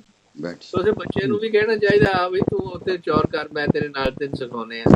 ਕਿ ਬੀਬੀ ਨੂੰ ਵੀ ਕਹੋ ਆਓ ਵੀ ਭਾਈ ਤੁਸੀਂ ਇੱਧਰ ਆਓ, ਤਾਂ ਕਿ ਉਹਨਾਂ ਦੇ ਹੌਸਲੇ ਵਧਣ, ਉਹਨਾਂ ਨੂੰ ਬਰੋਬਰਤਾ ਦਾ ਪ੍ਰਿੰਸੀਪਲ ਜਿਹੜਾ ਯਾਦ ਰਵੇ। ਇਸੇ ਤਰ੍ਹਾਂ ਲੰਗਰ ਦੇ ਵਿੱਚ ਵੀ ਅਸੀਂ ਜਦੋਂ ਕਰਦੇ ਹਾਂ, ਕੋਈ ਸਬਜ਼ੀ ਕੱਟਣ ਲੱਗੇ ਜਾਂ ਕੋਈ ਹੋਰ ਚੀਜ਼ਾਂ, ਅਸੀਂ ਇੱਕ ਦੂਜੇ ਨੂੰ ਨਾਲ ਰਲਾ ਕੇ ਹੈਲਪ ਕਰਕੇ ਤੇ ਹਿੱਸਾ ਪਾ ਕੇ ਉਹ ਜਦੋਂ ਤਿਆਰ ਕਰਦੇ ਹਾਂ ਤੇ ਨਾਲ ਉਸ ਵਕਤ ਅਸੀਂ ਗੁਰਬਾਣੀ ਦੇ ਸ਼ਬਦ ਵੀ ਯਾਦ ਕਰ ਸਕਦੇ ਹਾਂ ਕਿ ਮਹਾਰਾਜ ਕਹਿੰਦੇ ਨੇ ਕਿ ਆਓ ਭਾਈ ਰਲ ਮਿਲ ਕੇ ਜਿਹੜਾ ਨਾ ਸਾਰੇ ਇਹਨਾਂ ਚੀਜ਼ਾਂ ਵੱਲ ਕਰੋ, ਹੱਥ ਲਗਾਓ। ਤੇ ਉਹ ਸਭ ਸਾਂਝੀ ਵਾਲ ਸਦਾਇਨ ਕੋਈ ਨਾ ਦਸੇ ਬਾਰਾ ਯੁੱਧ, ਤਾਂ ਹੀ ਉਹ ਉਪਦੇਸ਼ ਜਿਹੜੇ ਨੇ ਹੋਣਗੇ ਸਾਡੇ ਹਿਰਦੇ ਵਿੱਚ ਦ੍ਰਿੜ, ਜੇ ਅਸੀਂ ਹੱਥੀਂ ਇਹ ਚੀਜ਼ਾਂ ਕਰਾਂਗੇ ਇਹਨਾਂ ਨੂੰ। And langar is a good place to do ਇਹੋ ਜਿਹੀਆਂ ਚੀਜ਼ਾਂ, ਜਾਂ ਗੁਰਦੁਆਰੇ ਦੀ ਸਫਾਈ ਜਾਂ ਜੋ ਵੀ ਹੈ। Anyway, this is a interesting program, but we are running out of time. We'll have to stop. But we will continue the discussion next time in the same way ਕਿ ਵੀ ਸਾਡਾ ਜਿਹੜਾ ਇੱਕ ਬਰੋਬਰਤਾ ਦਾ ਪ੍ਰਿੰਸੀਪਲ ਹੈ, ਗਾਂ ਫਿਰ ਗੁਰੂ ਅਮਰਦਾਸ ਜੀ ਤੋਂ ਗਾਂ ਗੁਰੂ ਰਾਮਦਾਸ ਜੀ, ਗੁਰੂ ਹਰਗੋਬਿੰਦ ਸਾਹਿਬ ਕਿਸ ਤਰ੍ਹਾਂ ਗਾਂ ਦੀ ਗਾਂ ਚੱਲਦਾ ਰਿਹਾ ਤੇ ਕੀ ਚੀਜ਼ਾਂ ਕਿਸ ਤਰ੍ਹਾਂ ਚੇਂਜਸ ਆਈਆਂ। ਤੇ ਫਿਰ our last programme will be how do we do now it is ਸਾਡੇ ਵਿੱਚ। ਹੁਣ ਜੇ ਕਿਸੇ ਬੱਚੇ ਨਾਲ ਲੱਗਣਾ ਹੋਵੇ, ਉਹਨੂੰ ਆਪਣੇ ਨਾਲ ਪਿਆਰ ਪਾਉਣਾ ਹੋਵੇ, ਤਾਂ ਬੱਚੇ ਨੂੰ ਤੁਸੀਂ ਬੱਚੇ ਵਾਲੀਆਂ ਚੀਜ਼ਾਂ ਕਰੋਗੇ ਤਾਂ ਹੀ ਉਹਦੇ ਨਾਲ ਜੁੜੋਗੇ। ਜੇ ਤੁਸੀਂ ਉਹਨੂੰ ਆਰਡਰ ਦੇ ਜਾਓਗੇ ਜਾਂ ਉਸਨੂੰ ਉਹਦੇ ਪ੍ਰੇਮ ਵਾਲੀ ਚੀਜ਼ ਨਹੀਂ ਗੱਲ ਕਰੋਗੇ ਤੇ ਉਹਦੇ ਤੁਹਾਡੇ ਨਾਲ ਉਹਦਾ ਕੀ ਜੁੜਨਾ। ਸੇਮ ਹੀ ਚੀਜ਼ ਇਹਨਾਂ ਦੇ ਵਿੱਚ ਹੈ। ਜੇ ਬਰੋਬਰਤਾ ਦਾ ਪ੍ਰਿੰਸੀਪਲ ਅਸੀਂ ਕਰਨਾ ਹੈ ਤੇ we have to do it ourselves, ਤੇ ਉਸਨੂੰ ਨਵੇਂ ਤਰੀਕੇ ਦੇ ਨਾਲ ਉਸਨੂੰ ਲਿਆਉਣ ਦੀ ਲੋੜ ਆ ਹਰ ਇੱਕ ਲੈਵਲ ਤੇ ਗੁਰਦੁਆਰੇ ਦੇ ਵਿੱਚ। ਹਾਂਜੀ Giani ji, 1 minute for closure, ਤੁਸੀਂ ਉਪਦੇਸ਼। ਬਿਲਕੁਲ ਜੀ, ਜਿਹੜਾ ਹੈਗਾ ਲੰਗਰ ਦੀ ਇੱਕ ਹੋਰ ਬੜੀ ਮਹਾਨਤਾ ਆ।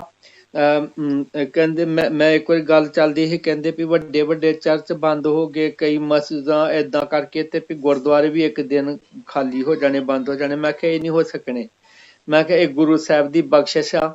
ਜਦੋਂ ਤੱਕ ਗੁਰਦੁਆਰੇ ਉਦੋਂ ਤੱਕ ਲੰਗਰ ਆ, ਤੇ ਜਦੋਂ ਤੱਕ ਲੰਗਰ ਆ ਉਦੋਂ ਤੱਕ ਸੰਗਤ ਆ। ਇਹ ਗੁਰੂ ਨੇ ਸਾਨੂੰ ਬਹੁਤ ਵੱਡੀ ਬਖਸ਼ਿਸ਼ ਕੀਤੀ ਆ। ਤੇ ਇਹਦੇ ਚ ਇੱਕ ਸੇਵਾ ਕਰਕੇ ਮਨ ਨਿਰਮਲ ਹੁੰਦਾ। ਜੇ ਸੇਵਾ ਕਰਕੇ ਹੰਕਾਰ ਉਦਾਂ ਦਾ ਉਦਾਂ ਰਿਹਾ ਤੇ ਸੇਵਾ ਫਿਰ ਨਿਸਫਲ ਜਾਂਦੀ। ਬਸ ਬਿਊਟੀਫੁਲ, ਥੈਂਕ ਯੂ ਗੁਰਪ੍ਰੀਤ। ਬਿਲਕੁਲ ਜੀ, ਬਿਲਕੁਲ। ਗੁਰੂ ਨਾਨਕ ਦਾ ਹਰ ਇੱਕ ਸਿੱਖ ਜਿਹੜਾ ਗੁਰੂ ਗ੍ਰੰਥ ਸਾਹਿਬ ਨਾਲ ਜੁੜਿਆ ਨਾ, ਜਦੋਂ ਵੀ ਮੁਸੀਬਤ ਪੈਂਦੀ ਹੈ ਤਾਂ ਉਹ ਘਰ ਦੇ ਵਿੱਚੋਂ ਲੰਗਰ ਜ਼ਰੂਰ ਲਾਉਂਦਾ, ਜੋ ਵੀ ਹੋ ਸਕੇ, ਜਿੱਦਾਂ ਦਾ ਵੀ ਹੋ ਸਕੇ। ਜੇ ਉਹ ਪ੍ਰਸ਼ਾਦੇ ਦੀ ਲੋੜ ਪੈਂਦੀ ਹੈ, ਪ੍ਰਸ਼ਾਦਾ ਚਲਾਉਂਦਾ। ਤੁਸੀਂ ਦੇਖਿਆ ਹੋਣਾ, ਜਿਵੇਂ ਆਹ ਮਜ਼ਦੂਰ ਜਾ ਰਹੇ ਸੀ ਆਪਣੇ ਪ੍ਰਦੇਸ਼ ਨੂੰ, ਜੋ ਪਿੱਛੇ ਜੇ ਕਰੋਨਾ ਵਾਇਰਸ ਕਰਕੇ, ਤਾਂ ਕਈਆਂ ਨੇ ਚੱਪਲਾਂ ਵੀ ਦਿੱਤੀਆਂ ਨੇ, ਜੋੜੇ ਵੀ ਦਿੱਤੇ ਨੇ, ਤੇ ਕਈਆਂ ਨੇ ਉਹਨਾਂ ਨੂੰ ਜਾਣ ਦੇ ਲਈ ਬੈਗ ਸੀ ਉਹ ਵੀ ਦਿੱਤੇ ਨੇ, ਕੇਲੇ, ਸੇਬ, ਸੰਤਰੇ, ਜੋ ਵੀ ਸੇਵਾ ਹੋ ਸਕੀ ਉਹਨਾਂ ਨੇ ਕੀਤੀ। ਗੁਰੂ ਨਾਨਕ ਦਾ ਘਰ ਹਰ ਵਕਤ ਸੇਵਾ ਲਈ ਖੜਾ ਤੇ ਖੜਦਾ ਰਹੇਗਾ ਜੀ। ਥੈਂਕ ਯੂ ਡਾਕਟਰ ਸਾਹਿਬ। ਹਾਂਜੀ ਸਰ, ਲਾਸਟ ਵਰਡ। ਸਰ ਇਹੀ, ਹਾਂਜੀ ਲਾਸਟ ਵਰਡ ਇਹੀ ਜੋ ਗੁਰਪ੍ਰੀਤ ਵੀਰ ਜੀ ਨੇ ਕਿਹਾ ਹੈ ਕਿ ਜਹ ਪ੍ਰਸਾਦ ਛੱਤੀ ਅੰਮ੍ਰਿਤ ਖਾਏ, ਕਿਸ ਠਾਕਰ ਕੋ ਰਖਵਨ ਮਾਏ। ਹਰ ਥਾਂ ਗੁਰੂ ਦਾ ਲੰਗਰ ਹੈ।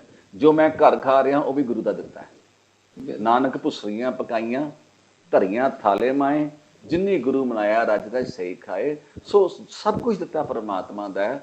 ਚਾਹੇ ਗੁਰਦੁਆਰੇ 'ਚ ਖਾ ਰਹੇ ਹਾਂ, ਚਾਹੇ ਕਿਸੇ ਰਿਸ਼ਤੇਦਾਰ ਵੱਲ ਖਾ ਰਹੇ ਹਾਂ, ਬਾਜ਼ਾਰ 'ਚੋਂ ਖਾ ਰਹੇ ਹਾਂ ਜਾਂ ਘਰ 'ਚੋਂ ਜਾ ਰਹੇ ਹਾਂ, ਉਹ ਗੁਰੂ ਦਾ ਲੰਗਰ ਹੀ ਹੈ। ਥੈਂਕ ਯੂ ਜੀ। Thank you everyone for participation, and thank you to the audience for listening. So please give your comments send it to Meghraj Singh so that we can address them in the future sessions. So those who are subscribing to the program, thank you to them. Those ones who are not, please do subscribe to the program so that we can continue to serve you in a proper manner. Thank you again for participants as well as the audience. Waheguru Ji Ka Khalsa, Waheguru Ji Ki Fateh. Waheguru ji. ਵਾਹ ਵਾਹ